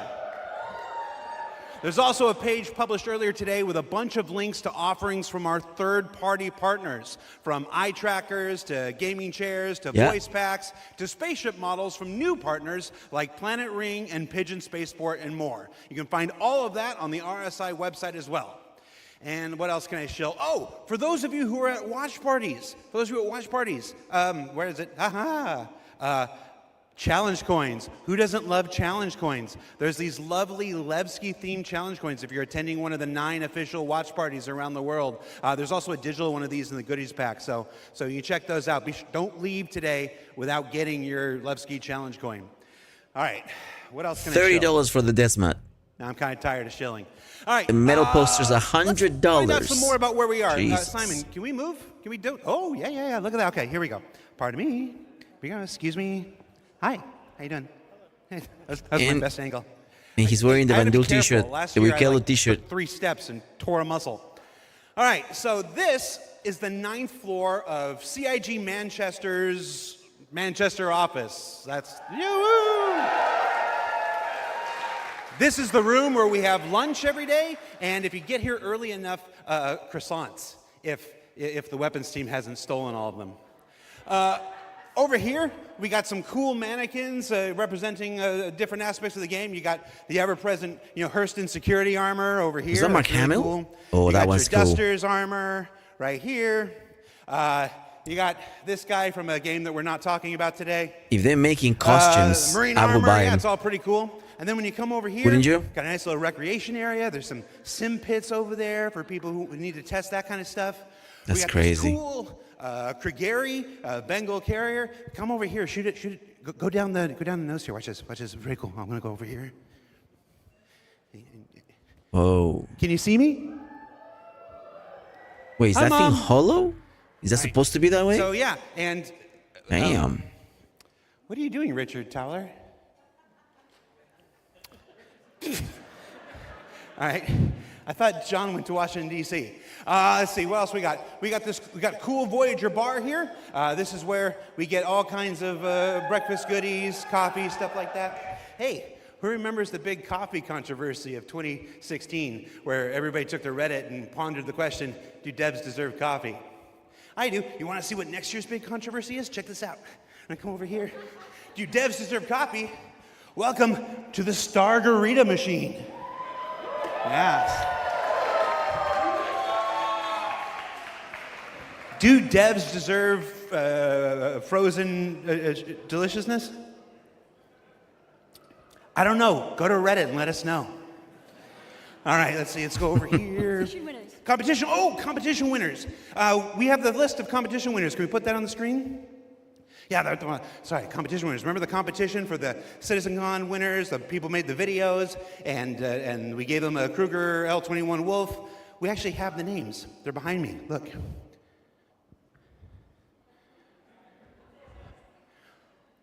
Oh. All right, that's cool. Also, everybody's got food. Do I have food here? Oh, somebody's supposed to save me pizza. All right, so we got. Oh, you guys saved me a lot of pizza. Let's see. There's like 3 different kinds of pizza here. What if we just combine them into like a challenger situation here? Disgusting. Good at the same time. That's a CitizenCon throwback if you're not familiar with it. So I have now crafted my own pizza experience. And that is a terrible segue into our next segment. Gemma, Gemma, are you there? Yes, Jared. Can we fire up the FPS crafting segment while I try to chew this off camera? We sure can. Roll, BT. Crafting coming. Wait, in the next 12 months, mate. Even then. Star Citizen, at its heart, will always be an enormous sandbox experience where you can set out to tackle the universe in whatever ways you want. But that doesn't mean we can't shape parts of the universe here and there to better suit our needs. That goes for both you and us.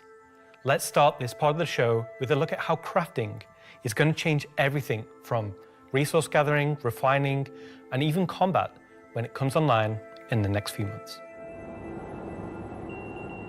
First version of crafting is going to be quite small in scale. We're going to use it as a kind of a concentrated effort to allow the players to experience the initial UI, the flow of gathering materials that have different quality, and using those to craft items which are better than what they have currently in the game. The first version is going to be primarily FPS items that you can craft, weapons and armor. For Star Citizen, crafting is our primary progression mechanic. Star Citizen isn't your standard MMO. We don't have levels. We have ships, we have gear, we have things that you create in the world, you perfect, you research, you improve, and those items, those ships, those vehicles, the armor and weapons, that's how you progress in Star Citizen. Crafting isn't just a progression mechanic for creating new items, it's also a fundamental change to how we handle resources in the game. The materials that you collect, how you refine them, quality matters. crafting the weapons, you'll be able to have some quality materials to influence the item stats on those weapons. It'll be somewhat random, potentially weighted on the location of the material. Some will have a higher chance of higher quality. And once you take those materials to your crafting bench, the fabricator, you can use them to craft, and the different attributes will be increased based on the quality of the materials you use. It's not just iron ore anymore, it's iron ore of the quality that you know will get you the stats for the item that you desire. And it's not just mining, it's essentially every resource we can get our hands on. To support this, we also need major changes to inventory so that all of these new resources that you're collecting, you can see what you have, you can order it better, you can understand what you have in your inventory. 350 for a paladin. The new Jesus. refining crafting system yet. We'll be using the existing ones. Those will pass the quality through into the refined materials, which you can then take to your crafting machine and start making your personal items. Once you have your blueprint and your quality materials that you've refined, then you can put them together on the item fabricator. This will be pretty much what we showed in last year's CitizenCon, with the UI letting you assign your quality resources to different aspects of the item. Once you're happy with what you see on the preview, you'll be able to click to craft, and it'll get queued up, and your result will be produced sometime later. You'll be able to get the new crafting machine from shops in most landing zones. You'll be able to bring it up on your freight elevator and use it in your personal hangar, or tractor beam it around and stick it on a ship if you want to use it from there. Whoa. Portable There'll be crafter. a small amount of blueprints you get credited to your account just to test and mess around, but the vast majority of them will be earned through missions, and then you can use that blueprint to craft the item that it is that you've got the blueprint for. So it should be a good reason to go and test all the different various missions in the game. The advantage of crafting your own items is that they'll be better than anything that you could buy from shops. You'll be able to increase and improve item stats that are relevant to your gameplay. Maybe a gun will shoot faster, maybe it'll do some more damage, or your armor will have greater resistances against environmental effects or incoming fire. You might be wondering, what about the upgrade and research? That will be coming in a subsequent release. We're happy with this initial scope for crafting. It's going to be so valuable for us as devs to kind of get the metrics in, get the feedback in, because then we can make the changes that, you know, they only become obvious, so to speak, when you have kind of mass amounts of data and mass amounts of users using it. So I'm very excited to get it out in the wild. It's our intention to get crafting out on tech preview by the end of the year and get the testing we need so we can release it when it's ready. Crafting out by the end of the year. Ooh. So that's one way you'll be crafting your own experiences in the Star Citizen universe. But what about us? Where do we get to hone in and craft a bespoke experience here and there, specifically tailored to individual or small group play? Well, that's where instancing comes in. And I'm going to let Benji tell you a little bit more. We're bringing instancing to Star Citizen in 2026. Why are we doing it, and how will it work? So if you've played any content in 2025 in Star Citizen, you know that most of these areas were in actual PvP zones where other players could interfere. Instancing is a means to create an environment where designers can create tailored content that's tuned to a specific group size, but it is also protected from outside interference. It's not to say that we don't love PvP. I'm a PvP guy. PvP me, bro. But like most MMOs, a good balance between a dangerous overworld and a protected instances is needed. Right now, we don't have this ability, and this is something we really need in order to give you a sense of progression that is tailored and balanced to a tunable amount of groups, so the difficulty You're gonna give us matches the PvE. group size.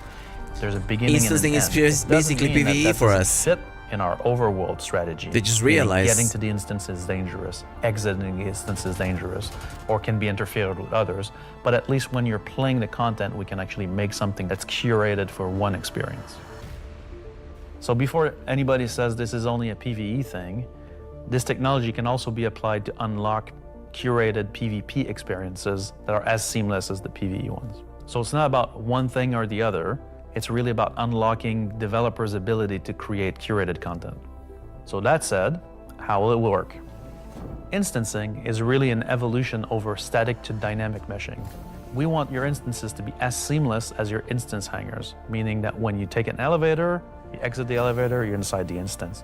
A gateway opens, you cross that gateway, you're now into your instances. Could be also a quantum jump into an instance that you don't even see. The transition is just like a dynamic mesh transition. I like that. So throughout the universe, we will be able to add these areas that are open or closed instances that allow you to join in either with a party and have a reserved instance for your party, or join in open instances that has a number of slots. And so some of those areas will be completely instanced on different servers. This allows us to leverage the compute power of the entire mesh. The closed ones will be really to drive one piece of content. You enter and exit seamlessly, just like we do with your instance hangars currently. Let's go and find out what one of our first instances will be. Ooh, Siege of Orison. Siege of Orison was an event we did previously, which So good. created a gameplay scenario where the player had to run through and progress through contested islands of Orison. This was a high-paced, high-intensity event, but it struggled a little bit from its technical execution.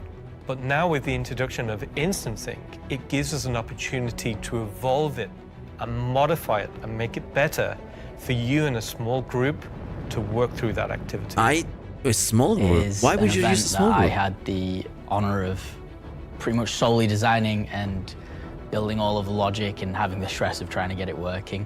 Agent Dooley from the CDF puts the call out for volunteers because basically the Nine Tails have taken over sort of a cluster of floating platforms in Orison.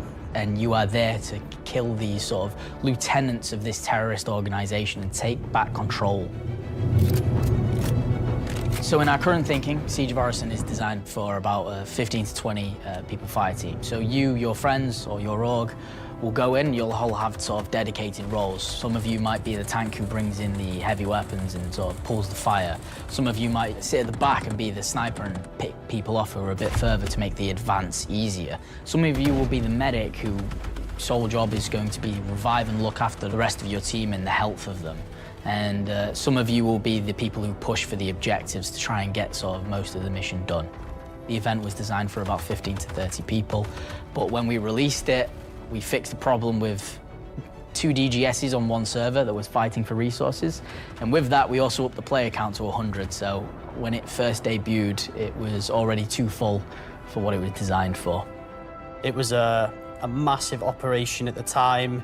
I think that bringing it back and giving it a refresher will be a fantastic addition back into the PU. This was a great mission. If Siege was a instance that you could go in and play solo, or if it was a public event that you could go with your friends, or you could join up with random players on the server. There's lots of ways that we want to take a look at Siege, how we can make it a more approachable piece of content.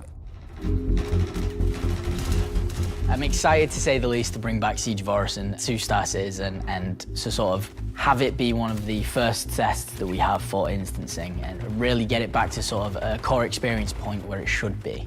So while the next season is quite heavily focused on Nyx, I'm also very happy that we're not really ignoring our other 2 systems of Stanton and Pyro, and we're going back there and we're sort of improving and expanding on the player's life in those 2 systems as well.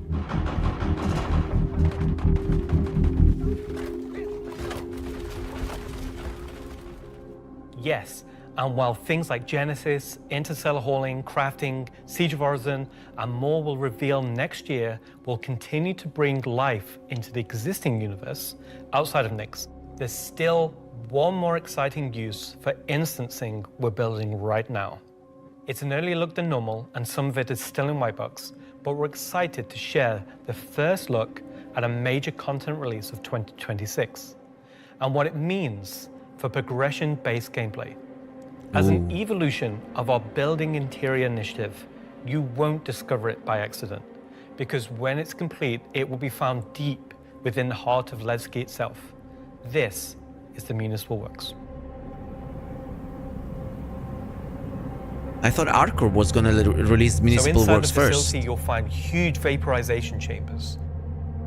old processing plants, industrial tunnels, and eventually into the old turbines, which are still pumping heat into the old rock.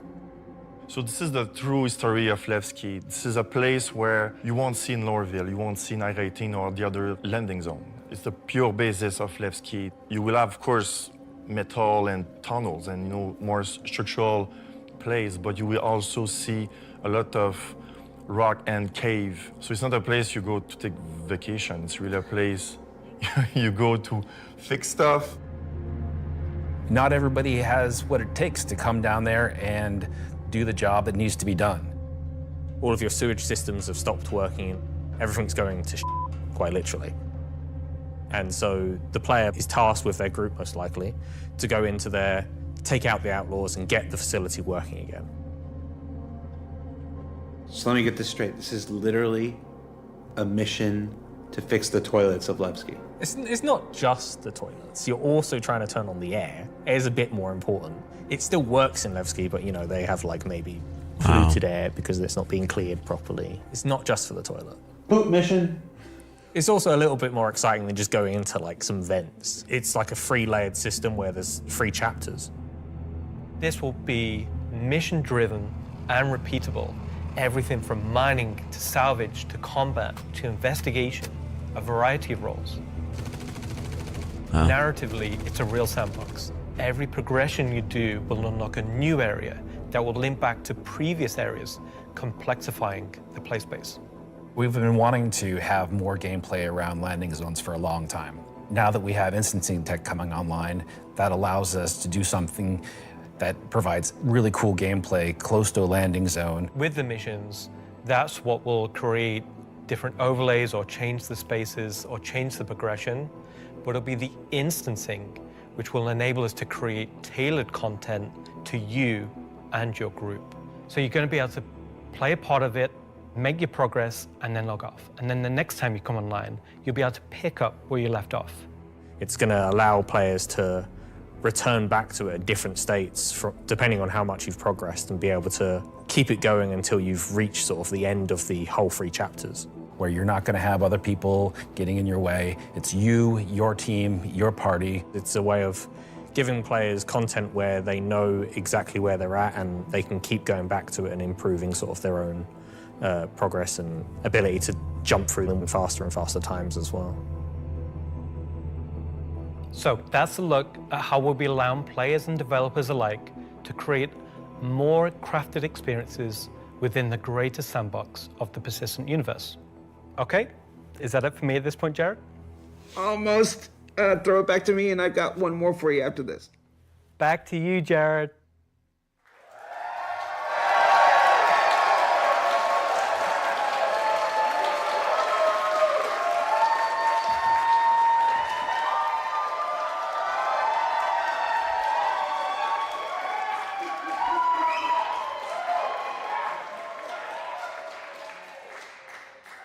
Everybody's really excited about the year ahead. So that's a brief look at some of the ways in which we're allowing you and our developers to craft a more curated Star Citizen experience. Now, at this point in the show, we are in the home stretch. We've got only one more segment to go. But before we do that, we wanted to check out, we said earlier in the show that we would look at what you were saying during the show. We looked at how to put YouTube comments on the stream, and it was immediately apparent that we were going to lose our broadcast license, so we're not going to do that. We did find some social media stuff on Twitch, though, or not Twitter, X. What is it called now? Let's see what this says. Let's see. We've got Welcome Back Levski from, I'm not wearing my glasses. Oh, no. Oh, time to suit up. Let's go get them, says Ubu. I really should have worn my glasses. Cue the bagpipes. That's the other game, Charlie Oscar. Let's see. Nice to see you live, Jared. Mom? Let's see. First Citizen gone after playing for almost a decade in Austin. Oh, nice. Straight out of Klesher, back to the Hex. Photos from Leicestershire. How do you say it? Is that Leicestershire? Leicester? Leicester. Geez, I've only been in the UK for 3.5 years. At San Jose Bar Citizen Watch Party. Oh, somebody created a lovely Vandal mask there. Sean Tracy, can we get that in game? Just that, exactly. Just scan that, put that in game. All right, so that's a few reactions we're seeing on social media right now. Before we get to our big finale, or the thing we're going to wrap up the show with today, I did want to talk a little bit about big CitizenCon versus digital CitizenCon versus what we're doing today, which is CitizenCon Direct. Every year, CitizenCon is a monumental task for any number of people, whether that's development, marketing, the support teams, the platform teams. Everybody comes together to make this thing happen and go off, hopefully without a hitch. And so far, we've been doing all right, other than some stuff in the room here. You know who you are. They had to know. But doing CitizenCon is not always the easiest thing for our developers. You might not assume this, but most game developers are not social butterflies. They tend to like to sit quietly in the dark at their computers, like little goblins, and just make digital virtual worlds like this. And then I come in all happy and like, hey, you want to be on video? And they're like, no. And I'm like, it's in your contract. And they're like, oh yeah. So we thought, we usually do it behind the scenes afterwards, but we thought we'd do a little bit of it here. The folks in the editorial department put together a brief montage of some of the more candid moments from the filming of CitizenCon over the last couple of weeks. So we're going to spend 2 minutes and take a look at that. Let's see what they put together. How many CitizenCons have you performed in now? Performed? Just the one. Nope, my first one. One last year. 2. A few. 8 or 9? Maybe 9 or 10? Never. Man, I don't know, man. Did you like doing it? Yes, I was completely terrified. It was good, a bit stressful. The first live one, I was a mess. Weird combination of going from insane highs to insane lows. Live ones. Because? It's over. The live ones are pretty special. Pre-samp's always fun, but the live events are special, aren't they? Remember we were at that weird crack house in Ancos? Right. I like the live ones. Oh, I mean, I love these digital ones. These are the best. Every time I've done it, it has been a digital one, and I'd like to do one on stage. Is it because you have a restraining order against you, or? Didn't know if I was going to be sick, if I was going to lose my stomach. How hard is it to keep your eyes open on stage? That's another problem with the lights. They're kind of, I'm realizing through this sentence that I'm closing my eyes as I speak. Do I do that a lot? I am a very shy individual, so this is me just trying to get out of my shell. Getting the crowd to react to the ideas that we've been working on for so long. We can react. Watch. Everybody. Yay! They're just saving for the last part. I think the last 10 minutes is going to be another announcement. So Counting you down in like, you've got 30 seconds. I'm like, do I stand up? Do I sit down? Do I drink? Do I not? Do I talk? This will be the best one yet. That's right. Because it's nice and short. Is this all supposed to be usable content? Because I could be different. No. Of all your nicknames, why is Moistmaster your favorite? I think you mean least favorite, and because it has the word moist in it. I mean, come on. We'll give you a new nickname by the end of this. Sounds good. Could do All with right. one. Let's get started.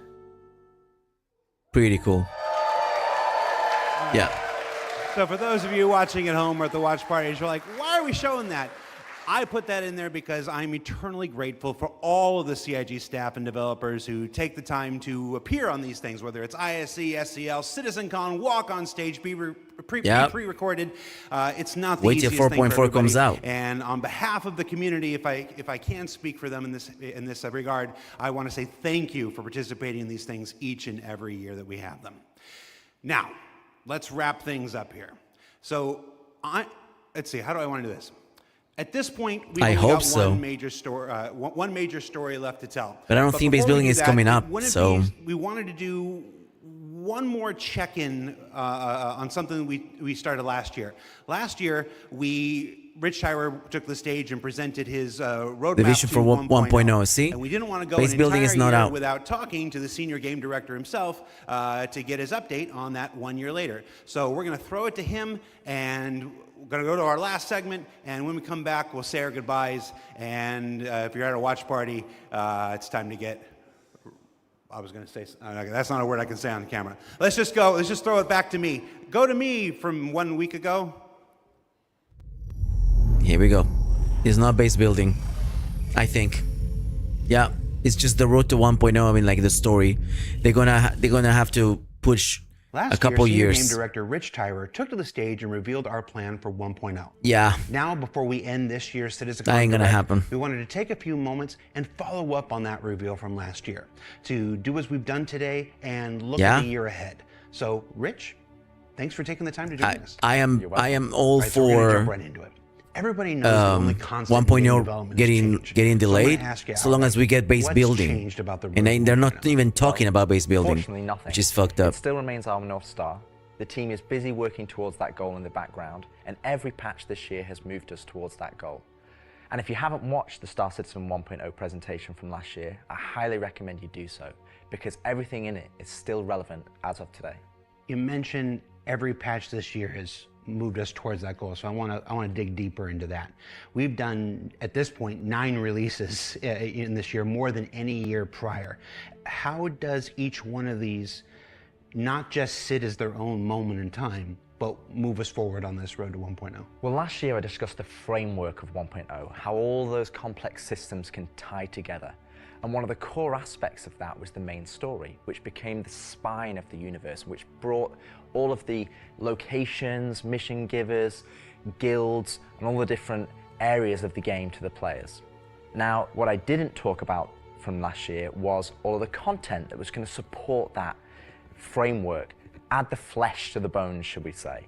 And I think that's where this year has moved us towards that goal. If you think about previous events of previous years, they've generally been locations that we've put into the verse, but they've been transient. We've taken them away, like Siege of Orison or Zenithreat. We've added them to game, and then they've been moved away. And I think with That's the true. addition of the patches this year, when you look at the Hathor facilities, Onyx facility, these are permanent additions to the world that not only have their own story, as when we release them with the patches, but they'll also become points of interest and areas that the larger 1.0 narrative will utilize. Since we're on story, I'm going to stay with this here. Since we launched the PU back in 2015, it's always been this sandbox where players can do what they want. They can bring their own story to the verse, and that'll never change. But how important is it that we also build this concurrent narrative of our own, this crafted experience, if you will, alongside that? Well, we're trying to create a living, breathing universe. And that includes both the player stories that you mentioned, that they can go and enjoy and create their own memories together. But it also means that we want to have a universe that gives back. We want areas and locations to feel like they're believable and real life locations. And if you look throughout this year and the patches that we've worked towards, we've had an overarching story that's moved from patch to patch, and we're going through some of those cycles right now. We've also been introducing mission content that has fully voiced dialogue and facial animation, which allows us to inject some of the meaning and the why to what you are doing as a player. And I think story is integral to Star Citizen as a connective tissue that ties all of these different complex systems together, because it takes players on that journey throughout the game. To see this big turn this year to start injecting story into the verse, I think people are really responding to it. So everybody knows, and you mentioned just now, that this year we changed a whole lot about how we operate and how we release things. How do you think that's gone? I think it's gone very well. I think if the mantra that I've always been pushing this year at the beginning of January was patch always goes. And I think this year has seen a different development strategy for how we've been moving the game forward. That's where this different strategy has allowed us to really take a wider approach. And we also have to remember that Star Citizen is played by tens of thousands of players every day. And while we have lofty future goals, out of almost 6 million accounts, decisions right now that make the game fun for the people that are playing it all the time, as playing it as their daily game. If you look at previous years, we've had to hold a patch back, we've had to make concessions, mainly due to around a feature may not have been ready or right to go into there. There were 3 months, 4 months, sometimes 5 months between patches. Exactly, and I don't think that's good for anybody. I don't think it's good for the players. I don't think it's good for the development team. Yep. I think it's better to have regular cadence of drops. One good example is this year for A Line of Mine. People probably don't know, but A Line of Mine, when you turned on the laser it was actually supposed to reveal the Sandworm The Sandworm, this Valacar. And I played it, and it didn't hit the quality that I wanted to go into the game. So we changed, and I took it out, and I made that decision alongside Chris and Erin, and we've held that back, and we're going to work on that towards a future patch. But I think definitely the more regular cadences has had the multiple benefits, and like I said, I want to dispel a myth right here, right now. Like, features are still being worked on quite heavily in the background, from radar and scanning in FPS, the new quantum, to inventory, engineering, and crafting, and all of those features are going to be coming very, very soon for players to get their hands on. And, you know, I'm going to be honest, I'm not going to sit here and say that if I was to go back to the start of the year, I would hope that we would have released more features. But I also think every decision we've made this year has been through the lens of making the live experience as stable and as good as possible. Absolutely. All right, so that's a bit about the year before. And the year before has been, I've said this before, I've said it internally, I've said it out there, I'm going to say it right now again on camera. I think this has been the best year of Star Citizen ever, and I'm willing to look right into the camera and say that. The player numbers are up, engagement numbers are up, the length of the play sessions are up, bug numbers are down, 30K is gone. It's been a solid year. But CitizenCon isn't CitizenCon without talking about the future, so I want to move us to the future. We've talked about story, we've talked about this more diegetic, immersive universe and adding voice lines and stuff like this. But where do we go from here? Obviously that continues, but what more are we going to do to make this universe seem alive and real and breathing? I think the biggest thing is to start having that conversation be two-way. I just want poor Olis back. Like you mentioned, we've been having fully voiced NPCs, but a lot of those missions and those NPCs, they're talking to you, they're talking at you. Right. You don't get to talk back to them. Now, obviously, you get to interact with them through your actions. You get to go and do their mission, and you get to move that along, and then they talk to you again. But it's a one-way conversation. We're missing that conversation wheel. Exactly. The next part would be physical mission givers. That's something that we're going to be working towards very soon, with Battaglia being the first one coming back in the verse. And just to be clear, we will be bringing all the mission givers eventually back. Mission givers are coming back too. An integral part of the verse and the story that players go and enjoy. We want the locations to be brought to life, and as we mentioned last year, we want to have interactive scenes that you can go and be part of. And obviously the full end goal is towards instancing is also part of that. Stories in the game, and that is what we're going to be pushing towards. Everything we do, every decision we make is through the lens of moving us closer to 1.0. It might sometimes be difficult to see why those decisions have been made at the time they've been made, but rest assured that Star Citizen 1.0 is still our North Star. That's what we're still aiming towards, and that's what we're going to be moving forward with every patch next year as well. And remembering when mission givers were first introduced, they sometimes became a bottleneck. Is there a role in instancing, which we learned about earlier today? Is there a role for instancing in that, in helping with mission givers? Yes, partially. It will be one mechanism that will allow us to have players go to their own individual area of the verse, have that conversation, and then go and continue on into the open world environment. So I think that's where, when we look at instancing provides us one tool that allows us to remove that bottleneck and provide a more seamless experience. Happy you said that, because that's one of our last topics I want to get to, is how we reconcile instancing with the persistent universe. Like, for the last 10 years now, we've been building this giant, seamless, persistent universe where everybody can come in and play together.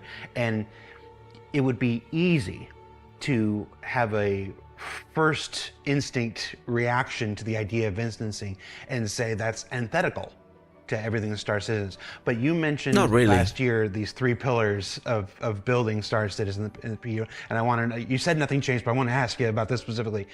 What are those three pillars again, and how does instancing fit within the greater design of Star Citizen? So the three pillars I mentioned last year were open world. That's just like the missions you love today. You can go and play, there's other players there, and you can go and enjoy that together. Then we have instancing, which I'll talk about more. But similar to Municipal Works that we've talked about previously. And then the third pillar was dynamic content, which would be content that's generated by the activities of the players. And I think it's they already went over their easy time to become myopic around one specific thing when we're talking about it a lot, when it's the next stage of our development. And I think you could reverse it. If we'd have made a game that was all instance, and then I'd come on camera and said, hey guys, we're going to start doing it open world, it would be like, oh, is the game changing? Are we doing open world now? Is open world the new North Star that's going to take us this way? And it's not. It's just one more tool that's going to allow us to offer different and dynamic experiences for players to go and engage in. Now, when I talk about instancing isn't always what you'd imagine as a solo instance experience where it's only just you. We're going to have several different versions of instances. Some are going to be closed instances, which will be like the new player experience. We'll be able for you to go in by yourself, for us to teach you the ropes in a safe environment so that you can understand how to play the complex game that we've made. But we'll also have open instances like a cantina or a bar where we might say, hey, we only want 50 people to come in here because we've got mission givers and we've got other NPCs for you to talk to, and you would just walk in and it would be seamless. You wouldn't know that there was an instance, you're not going to get a loading screen, you would just seamlessly walk into that location, it would be full of other players you will know by your NPCs, FPS, and you can for go sure. enjoy the content. And that's I think that's going to change. It's going to make the FPS is going to jump, either worse or better, depending on the situation. Dynamic content or curated content, as I'd say. It allows us to create experiences that are different to the open world experiences that we've already made. And it's not to say that we won't continue our open world development or only do instance content. It's going to be a mix. And like I said, this is one of the pillars that will move us towards 1.0. We will eventually work on dynamic content that will move us towards 1.0, and all three of those pillars will interweave to create the full Star Citizen experience. All right, so we've hit a lot of the bigger topics, the feature work, engineering, and FPS crafting coming to tech preview soon, stuff like this. We've talked about instancing and how that's going to work within the universe. But I want to ask you this one last big one. It's very easy to say Star Citizen is this kind of game and that kind of game. Those of us who spend our days making it know better. It's an everything game. It's everything we can make it game. It just is. But at the core of this is still spaceships. That life of spaceships. What more can you tell us about spaceship gameplay in the future? What can you give us? What can you tee up for us to look forward to for those of us who are really into Star Citizen for the spaceships? Our intentions going forward are to make sure that every ship or ship archetype that you acquire has a role and has content that you can go and enjoy in the universe. For example, right now I know that we're working on more robust mining missions, more robust salvage missions. We're going to be working on refueling missions. And we want to make sure that each and every one of the ship has a purpose and has a reason to exist in the game. That's from the smallest Argo MPUV, as well as ground vehicles, all the way up to the large capital ships. We want to give them purpose. And I think it's something that we are absolutely aware of. We want to make sure that we're building that spectrum of content to allow players to go and engage in. And I think 2026 is going to be a very good year for Star Citizen. And I think there's going to be something that's very interesting and something that a lot of people have been waiting for. But rather than me spoil it, I'll let Ian and the team go into the details on that. Get a twinkle in his eye. Ian, take it away.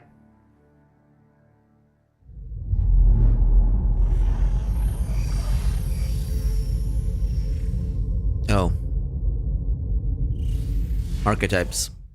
The flight model. The Citizen universe has existed for over 10 years now. During that time, we've created lots of gameplay systems, we've added hundreds of locations, we've added lots of mission activities for different purposes. Combat, this guy's been in cargo, every video. mining, salvaging. But Looks for like he's the new combat star. ships, the only thing you've been able to do is fight other combat ships. In 2026, this changes. We're going to be delivering a spaceship-focused activity space which incentivizes the use of different gameplay roles These are going to be scenarios where you're going to have to plan and strategize and create operational tactics to overcome your objective. So what you're going to see is very early. It's early in the pipeline process, and it's going to come online about mid next year. But we're really excited about the content we're creating, so we want to share with you a super early look at what we're building in a space we're calling Tactical Strike Groups. That's Nyx.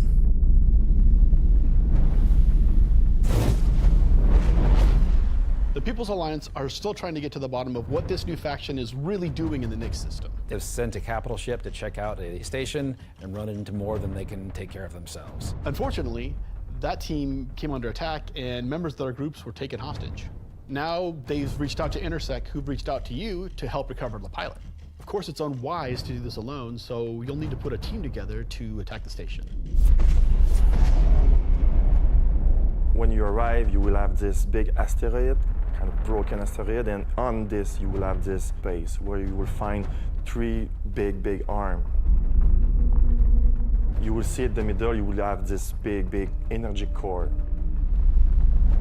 Everything here has a purpose. It's not just for the show, just something nice to see. You'll see a People's Alliance-owned Idris that's just on the outside, and it's going to be getting harassed by this unknown faction that you have met before. So your first objective here is to clear out the ships. There'll be waves of these ships, so this is where you want your light or your medium or your heavy fighters, whichever playstyle you prefer.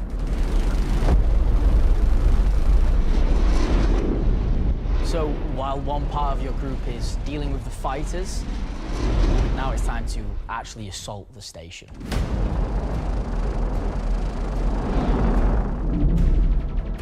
This station has been outfitted to resist all of the obvious way of attacks. Somehow they've incorporated Vanduul capital ship killing turrets. These turrets ignore small fighters, and they have the firepower to destroy even the biggest capital ships. Your Polaris and your Idris, if you get it close, it will get shredded. The idea of these is so we can sort of make it so we can mix up that ship combat, and not everyone can just bring the biggest ship and win just because they have the biggest ship.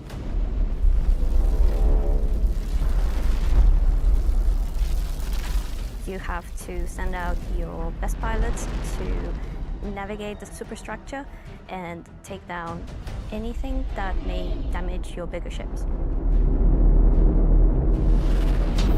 So at this point you're thinking, destroy the turrets. But it's not that easy. This turret has shields that you've never seen before. It won't take any kind of damage.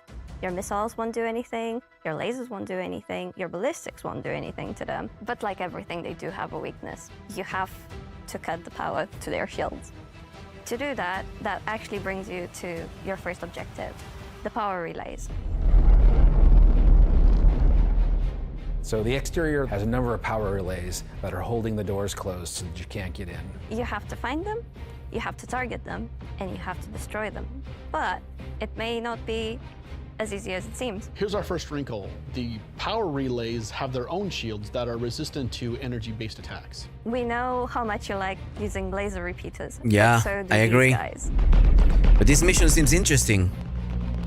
Capital ship can't get close enough because of the turrets. So ships with explosive or ballistic ordnance will be needed here. That's torpedo ships like your Retaliator or Gladiator, or even another fighter with ballistics loadout.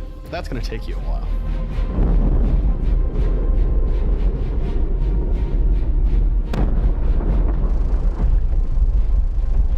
Once the power relays have been taken down, the station opens up. And this is where things get really cool. Now it's time for you to fly your ship inside the station. Yeah, you, in your ship, fly into the superstructure of this station. How cool is that? I feel like this is a proud dad moment. Thank you, Jared. We're just going to call it what it is. It's a trench run. Trench run.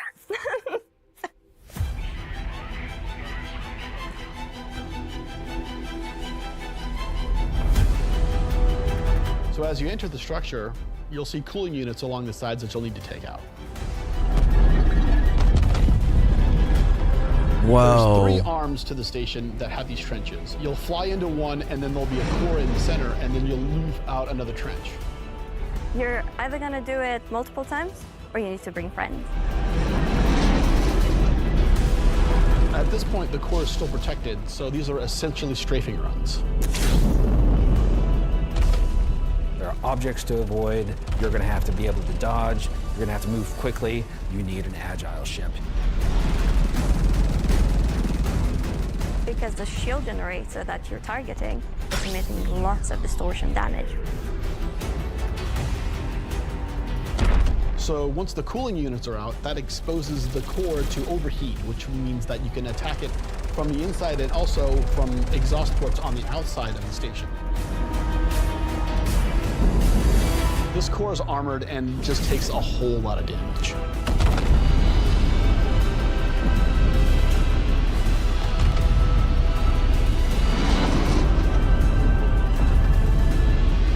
Once the power core goes down, the turrets come that looks down, good. and then the capital ships can get closer.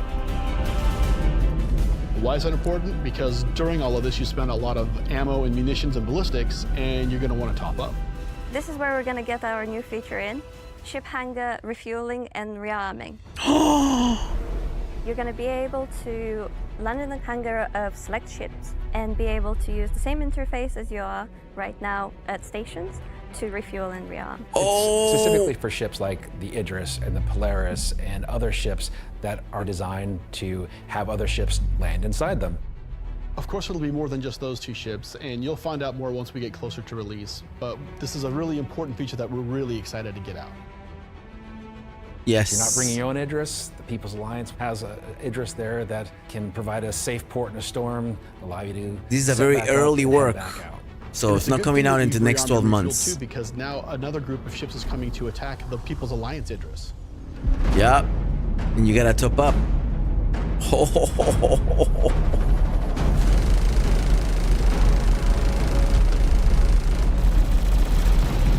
So while the fighters are protecting the Idris, what's happening at the station?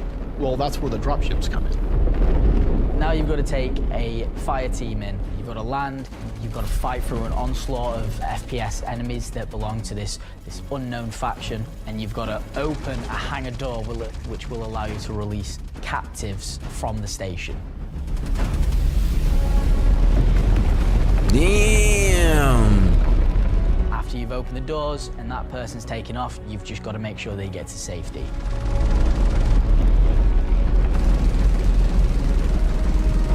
So at this point, all of this sounds pretty simple, but there's an additional complication.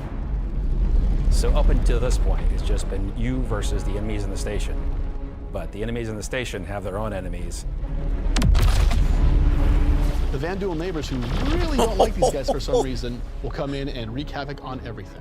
And they're not going to discriminate between you and the station. They're out for blood. When you alert the Vanduul by destroying the power core that the station's now vulnerable, you're on a time limit. Vanduul are coming, they're going to come hard, they're going to keep coming. You're going to have one hell of a fight.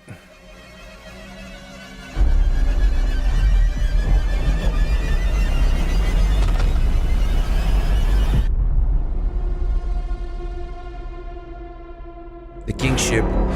The kingship! Oh! Capital ship for the Vanduul!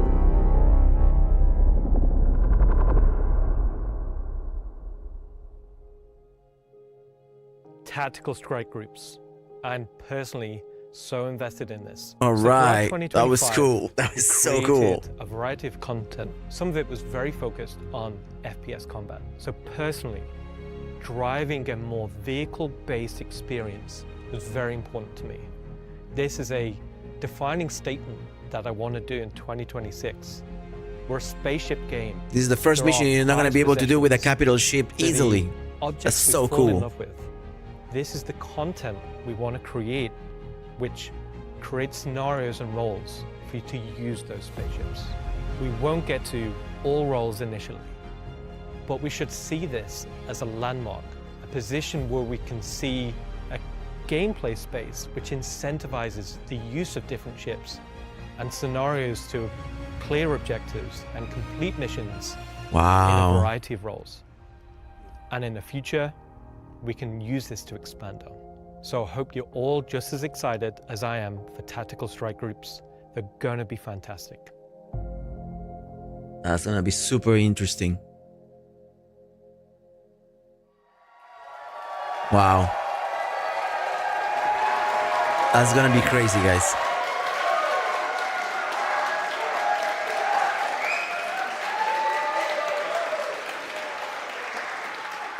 Okay. BTU just got another update.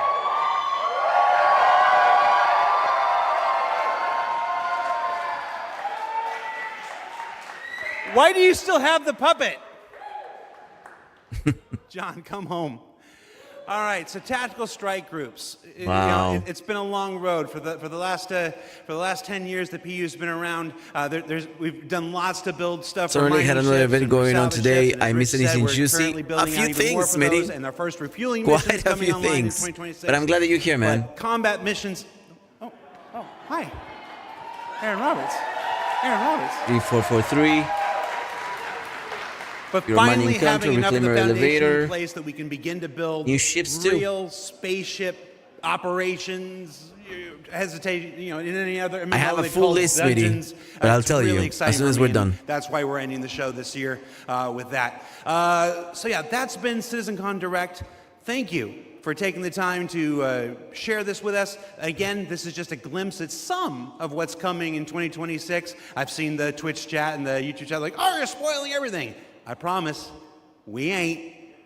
So before we let you go, that's it for me. Thank you so much for tuning in. And as with every CitizenCon, the last word shouldn't be mine. It should belong to our founders and CEO. So take it away, Chris Roberts. I hope you enjoyed this glimpse into some of what the team is cooking for the near future. Of course, There you we're go. not going to spoil everything that's currently in progress, and many features we haven't discussed today are in active development, like base building, social, and trade tools that are very much a priority. Yes. These, along with bringing the final polished features from Squadron 42 into the persistent universe, will make next year the most exciting yet for Star Citizen.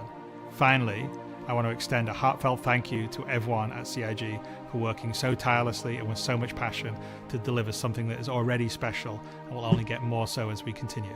And of course, I'll open to all of Discord in you a bit, guys, so for we can making actually all talk this about it, possible with because your there's a support and lot of feedback. things coming. We couldn't do this without all of you, something that I and the team appreciate every day.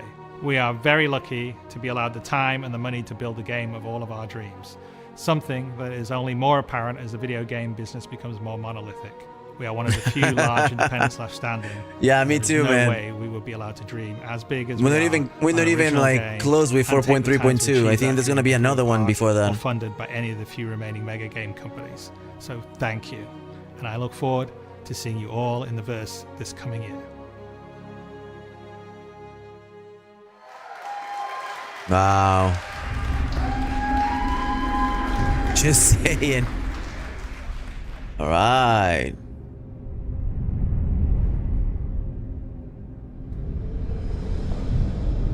Just making sure that I'm staying here, that there's nothing else, that everything is in its own place. What? Forgot my lights. One sec. Forgot that my lights were out.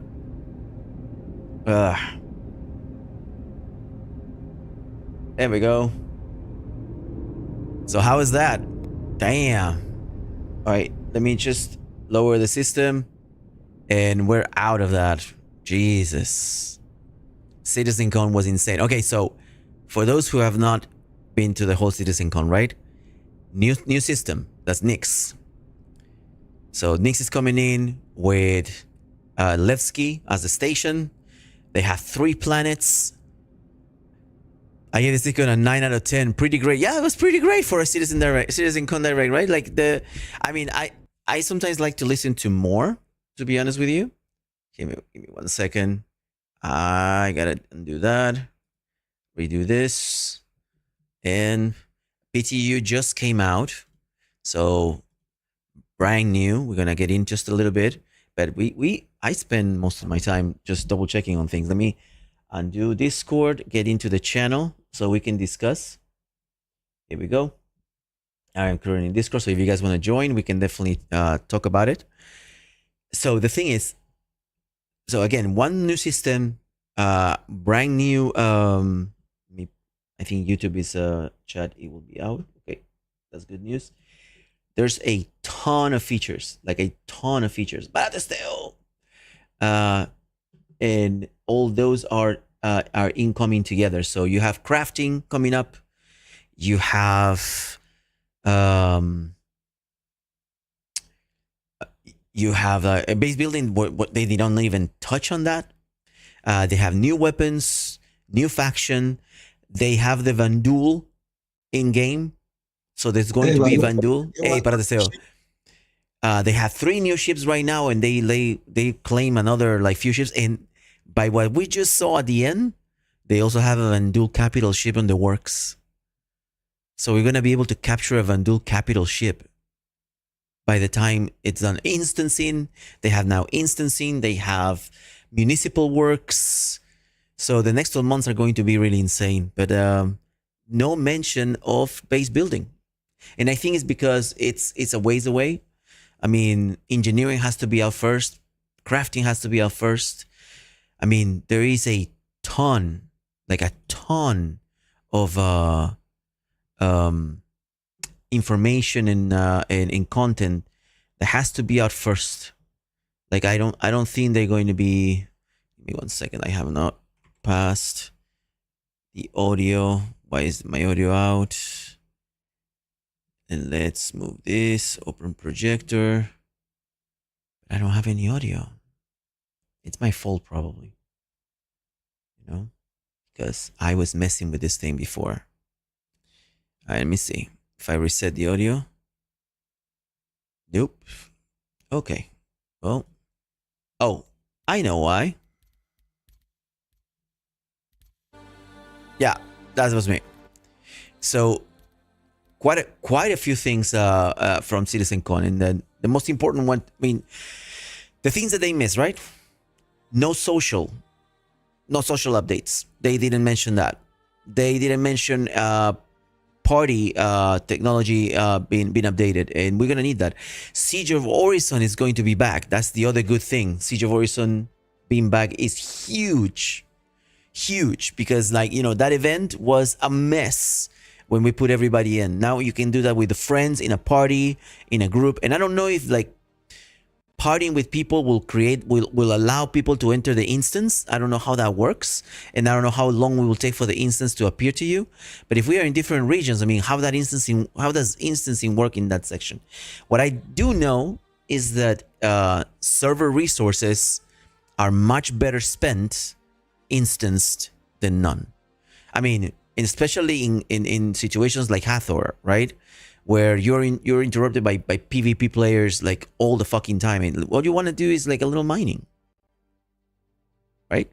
So, para te what did you like the most about the event? Oh, I have a lot of things. Right. I think that the mining activity in the new station. Everything industrial, hauling and mining is going to be enormous. Now they have interstellar missions. So now you're gonna have to pass through another star system before you get to your destination. So you're gonna be able to get a mission in Stanton, deliver it in Nyx, but you have to go through Pyro for like a pit stop because you need fuel. And they said the whole sea is back, but the whole sea was never gone per se. It was just borked. So that's another interesting point. So I am really afraid of the whole sea cargo in Pyro, because it's so easy to take that ship down. It's just so easy. I don't know how that's gonna go, but yeah, I want to see that new Drake too. Yo, the new Drake. You're talking about the what's it called? Jesus, it has a weird name. Hold on, I have it right here. Because it's already in the webpage. It's already in the main webpage. It's called the Shiv. Now you want to see this. I'm gonna put it. Look at that. That's the Shiv. I mean, if it's not the most like jacked up, messed up Drake ship ever. I mean, it's crazy. Multiple parts. Is that a Revenant Gatling? Size 4s? So imagine like the damage with size 4s on a Cutlass. But it's like, it's not necessarily a Cutlass. Look at the price. So 135, right? At 135, and obviously Concierge gets paints, but about 135 or 150 for people like if you want to upgrade, right? If you upgrade through this, I mean, I can choose any of my ships. I mean, I can only have 2. So if I use the Wolf, it's gonna be $35. Not bad, right? Oh, nice. Yeah, I mean, like an upgrade for this ship, it's gonna have size 4 weapons. I'm into the Drake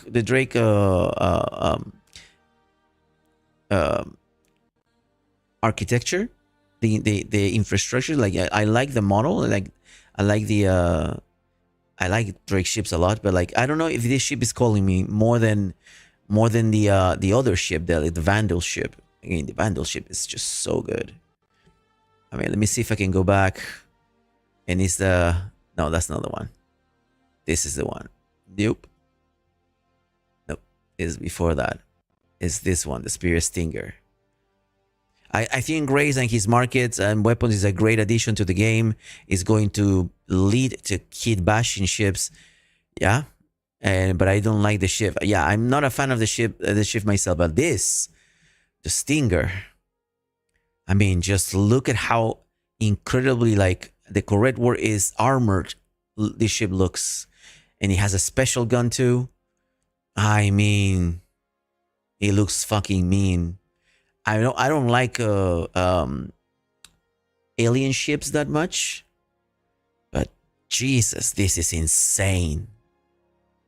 Like, insane cool.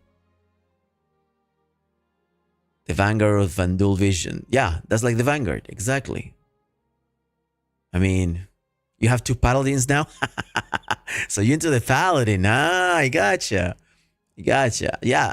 I am really jealous of the Paladin because I have a Star Lancer tack. And my Star Lancer tack, this ship is $315. By the way. $315 if you don't have any money, like anything to upgrade. That's, to me, for a fighter, just like the Fate, it's a lot of money. But the fact that that ship looks cool, bro, it looks more than cool. More than cool. And then you have the Anvil, right? The Paladin. And the Paladin, I mean, especially like in pastel green. I mean, look at that. And see, this is what I'm jealous of. The side turrets. Because they point forward. They point forward. And the guns on the attack, the side guns, the size 5s, don't. And it bothers me. It bothers me. Because they could have given more angle for like a exactly 180 degrees 360. Like they did with the Paladin. And they didn't do that for the attack. And that sucks. Because the attack is like basically this ship. Basically the same. I mean, look at that. That is a pretty cool ship. That is a really gorgeous ship. And it is Anvil through and through. See, the Anvil ships, you can see those a mile away. You can see those a mile away. It takes a little bit for you to recognize the RSI ships. And the interior and exteriors, I mean, they even have paints for them. This red paint, so fucking good. So good. And yeah, that's going to be $350 for the ship. And you should be able to upgrade, right? Like the upgrade for this ship is tactically just the Zeus. I mean, like in my case, right? Because that's what I own. And I'll have to pay another, what, 150 says here? Yeah. Just so I can get it. But I don't like it because I'm jealous of it. Because I'm super jealous. So you like the Shiv, Paratesteo? You prefer the Shiv like to all the other 2 ships? Yeah, it will only cost me 25 to upgrade my black to the Shiv. Oh, nice. That is a no-brainer, bro. That is a no-brainer.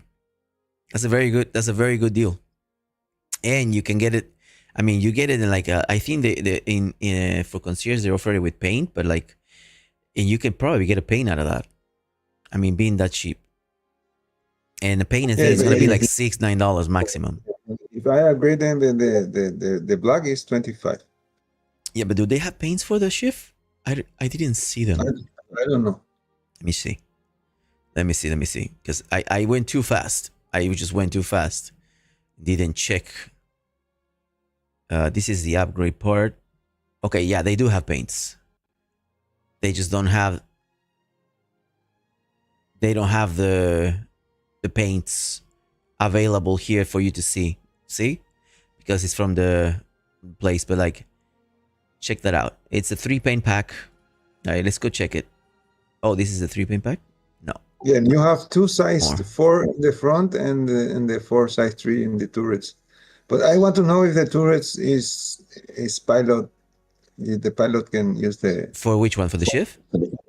Yeah. I don't think it's enslaved. I mean, there's really not that much information. Straight remote turret. It says remote turret? Yeah, so probably yes. Yeah, maybe in the interior you can see if the seats still exist.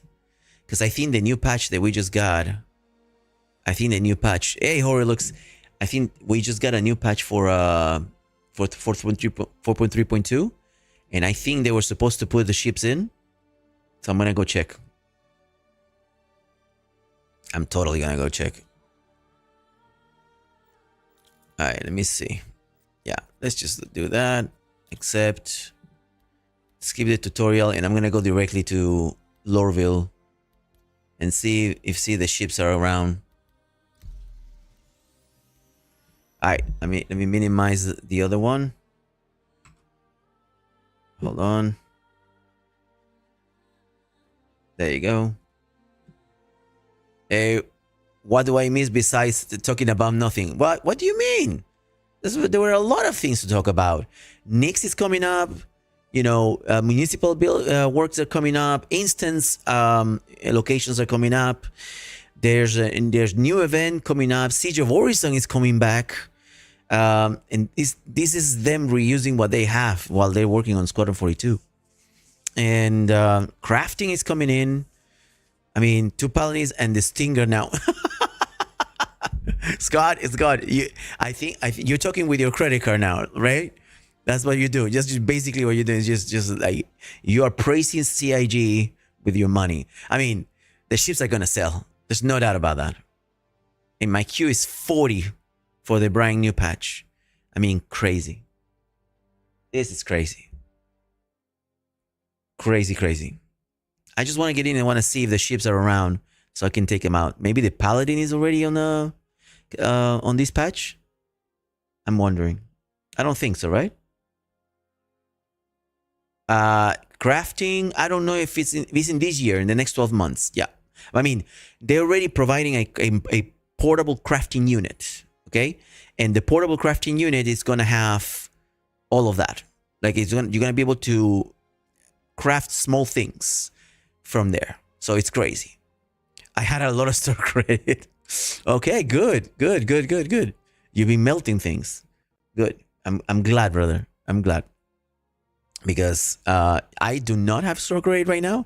And I am taking a trip with my wife in December, so I'm saving. And I'm not touching anything right now. But like, who knows? Maybe for Christmas I give myself something. Who knows? Thanks for the resume. Yeah. And also, you know, what's coming is a Vandal capital ship. So be ready. Hori, be ready. Because this new event that they call, I don't know, I'm going to call it fleet work. It's going to be crazy. I'm hoping they rework some of the existing missions as well as new content. I need my bounties and loot back. Yes. The loot needs to be back. Oh, also, in Levski, so in Nyx, there's going to be this station. It's called the rock breaking stations, and it's going to be exactly as Hathor. You're going to have to go there. You're going to have to work a laser. You're gonna have to break through a rock. You're gonna make a boring hole into a rock, and you're gonna go into the rock with your ships. I mean, I'm talking about with C2s, with capital ships, because it's big enough of a hole, and you're gonna be able to mine very expensive rocks inside that thing. So that new event is also coming. That's gonna be crazy. Okay, let's see. Let's see if they deliver some ships. To the ASOC vehicle retrieval system. I don't think so. They should have put it. Nope, no new ships yet. So yeah, just double checking on that. But and they also, you know, the CitizenCon thing.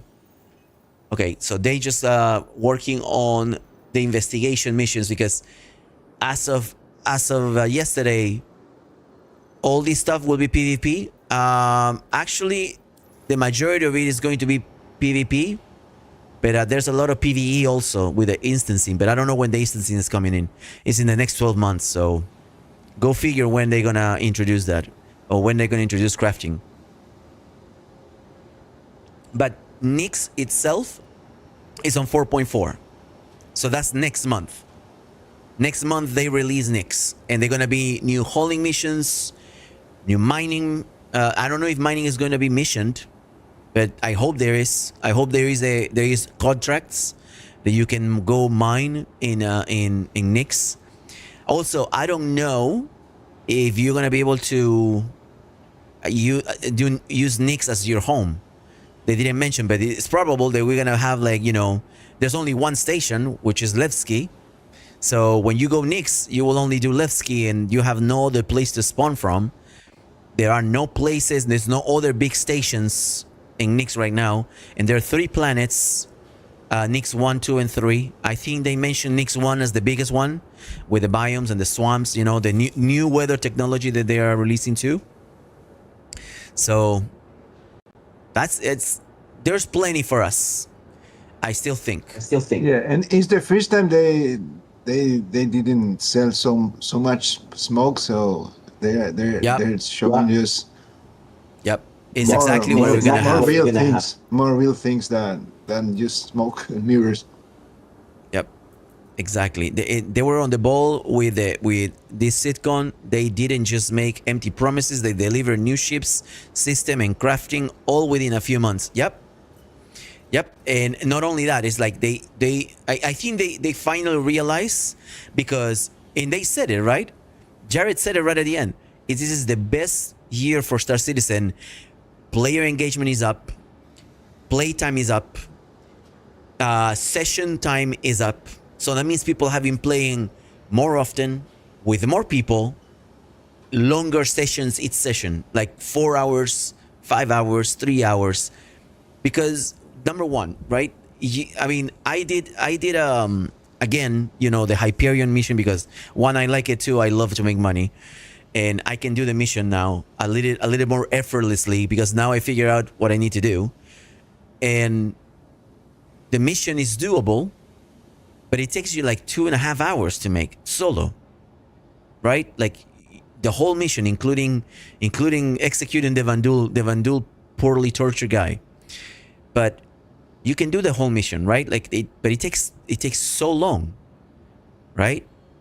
And time, when there's glitches, when you get 30Ks, when the game just crashes out, it just doesn't make any sense for you to spend any time progressing to that. So a good indicator of CIG making great progress is the fact that we're in game right now. The fact that we're in game tomorrow, the fact that we'll be in game the day after that, to me is a great sign. Yeah, but remember, you wasn't playing in the live servers, and live servers are decaying fast now. Yeah, I mean, that's because they want 4.3.2 to come out soon. I mean, 4.3.2 will be out next week. That's a fact. Like that's coming. It needs to be out mid-October, so people can play, and that could be called the October patch, right? Once that's done, then the next patch, they already said, is 4.4 in Nyx. So what do you have to wait by 4 weeks? 4 to 6 weeks maximum. So by Christmas time, when I'm going to be overseas and I'm going to be streaming at different times, because, you know, and I got 100% vacation, so I'm gonna be able to stream a lot. The question now is going to be, what are we going to do? You know, at the age of 79, as confirmed by her family, she was a celebrated actress known for her roles in films like Annie Hall and The Godfather. Diane Keaton was also Michael Keaton's wife or sister. I think it was wife. So yeah, they're pretty old. Wow. So sad to hear that. I play BF6. I will have some easy time to wait for the 4.4. Yep. Exactly, Horlux. You can play you can play that all you want, like, but take into account that it's coming. So hangers. Oh, they also talk about instancing the same way we instance hangers. So that's a really cool new, I will say, technology or tool. So they're going to want us to do certain activities on an instance, and when they instance things, it's going to be. Thank you, David. I appreciate that you share that, man. Diane Keaton. There's a lot of great movies from Diane Keaton. But with this thing, right, the instancing, what they're going to do is they're going to create more content for groups. So that means like Municipal Works is instanced. So no more sudden PvP engagement like Contested Zones, right? Contested Zones is a great place for PvP. It's a great place for PvP. We have confirmed that multiple times, and how frustrating that is because I don't know how to shoot better. but then you want to have some content that is catered to PvE. And today, I promise you right now in Reddit, there are a ton of posts that are currently opposing the new instancing because they said it's making Star Citizen PvE. And I mean, PvPers got what they wanted quite a long time ago. Piracy is a thing. Check the new ships. The new ships? Yes, sir. But there's no new ships in here in game. But I can check them here. You saying in game, Magus? There's In game. No, you didn't. They're not in game. You didn't reset your PTU. Oh yeah, I definitely did restart the PTU. You need No, to... the recopy. Oh, I need to recopy? To the ASOP vehicle retrieval system. I don't know what you mean. Please visit us again. Help me. Do I need to recopy my account? Yeah, for see if the new ships you have available, like a loaner or something. Oh, yeah. I do not have any like I don't see any ships for those because I haven't upgraded to any ship. I haven't bought any. And so I don't think I think that they are going to be in, but they're not into this patch. Maybe on 4.3.2 when it comes out. Like they will probably release the ships, but not in this one. In this specific patch, they have no new ships. So yeah, because I just updated before the finishing of the finish you of season. But you didn't recopy your account to the PTU. All right, that's what we're gonna do.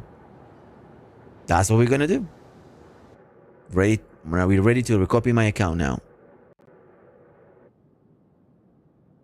Bro, the Paladin and ships are in PTU. There are already vids on YouTube. Really? All right. I need to recopy my account then. Either that or I enter too early. Let me see. Let me see. Because that sucks. If I get in game and they are already there. Maybe the people who bought it, maybe they are not like there to try. All right, let me see. Let me see. I'm going to go. Okay, I cannot show you this part, so don't snoop around. In a sec. Okay, these are two separate. Yes. All right, let's see. Let's go my hanger. Settings. Back to dashboard. Settings. There you go. Public text universe. Public text universe. I'm gonna erase my account. I just lost a few things, but don't care. Don't care. All right, let me see if I got the email for that. Hey, Neve. Yeah. Nope. Not yet. A lot of people are probably a lot of people are copying their accounts. I haven't gotten the information that my account is being. Let me see. Yeah. Nothing yet.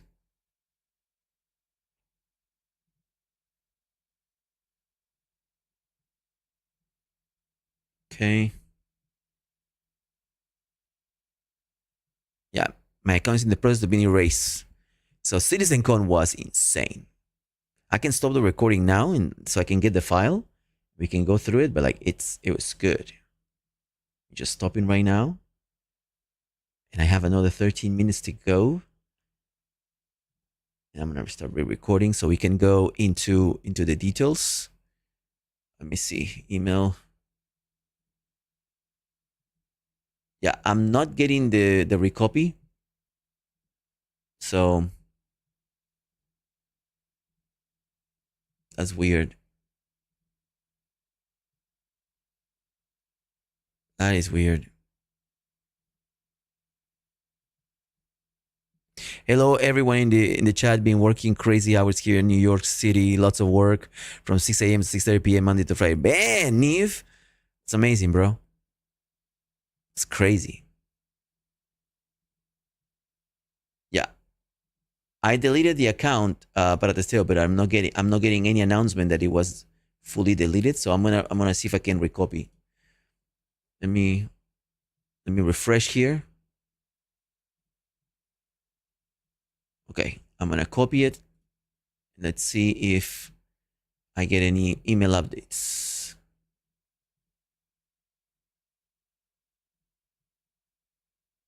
I got the subscriber newsletter. The new vehicles of the month are the man. Yeah. Okay. Well, I'm gonna try. I'm gonna try to log into the PTU. Let's see. Oh, we're back on 2.9.2 now for the launcher too. All right, let's see if I can. Okay. Let's see if I can. If it allows me to. Within the new account, because I think I'm gonna have to relog in.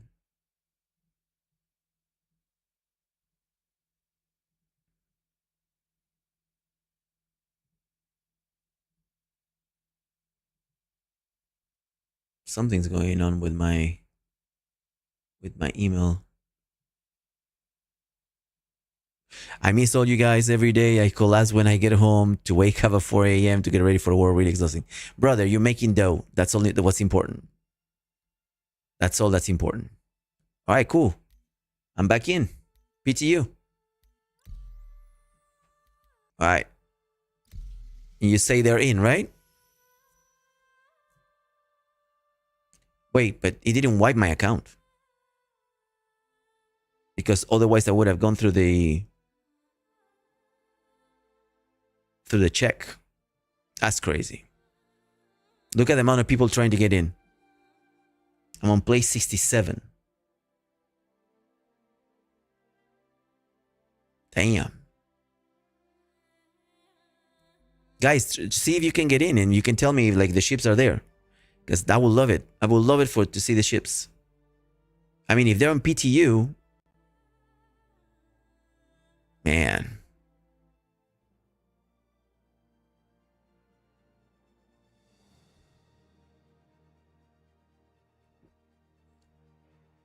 Those are probably replicating through the server as we go.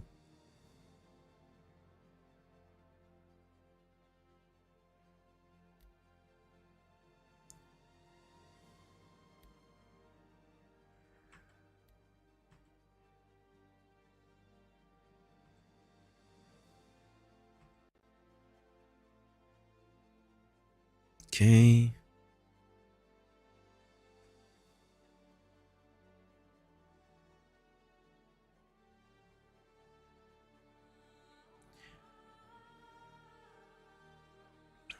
Let's see if that relog made it work, and I get the ships. Which one do you want to see first?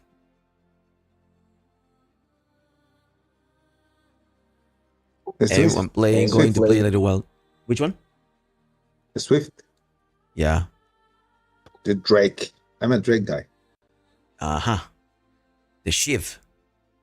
SHIV. The Shiv. Yeah, it's, you know what they call it, Shiv, right? Like, it's like a dagger.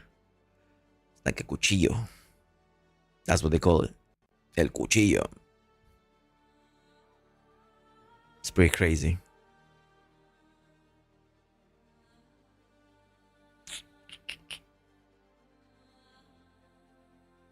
You did the worm last night? Damn. But which one of all the worms? And is it the worm dance? It was awesome. Did you go with the group? That's nice, man. Don't you have to own the ships to use them in PTU? So when you buy them, you can own them, but like they also usually put them in game for you to try.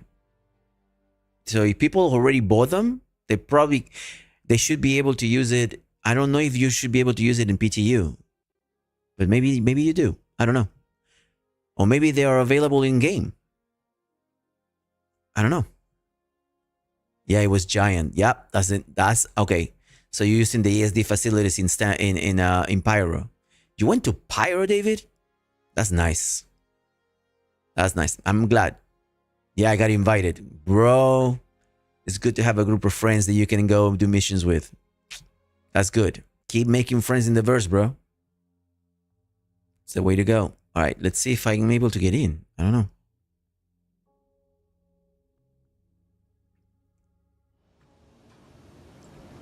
Yeah, I don't think I'm going to get them. ASOP vehicle retrieval system. Because I didn't buy them. Yeah. So you have to buy them in order to see them. Yeah. That's the thing. So yeah, I won't be able to show it because I don't have the ships. So only people who have the ships in the PTU, I guess, will be able to, unless this is on live, which I doubt. I doubt. But yeah. So I'm gonna quit on this one. I'm gonna try live. I think it's on PTU only, right? Yeah. Yeah. Okay, so if the shit's on PTU and they're not on live, then that's fine. In any case, I think I'm almost done, so I'm gonna finish my stream here. I've been out since like 2 p.m. and I'm hungry, and I'm gonna go eat. You guys go play, have fun in the verse. Tons of things, and you know, I can probably I'm going to be online tomorrow as well, and Sunday. Oh wait, today's Saturday. Sorry, tomorrow Sunday. So today the watch party, it just happened. Tomorrow I'm gonna be on around this time too, between 1 and 5. So I just have a big block of time that got freed, and so I'm gonna be around. So if you guys want to play, just let me know and come over. Okay. Okay. We'll see you then. We'll see you, everybody. Thank you so much for being at the party. Have fun. Bye bye.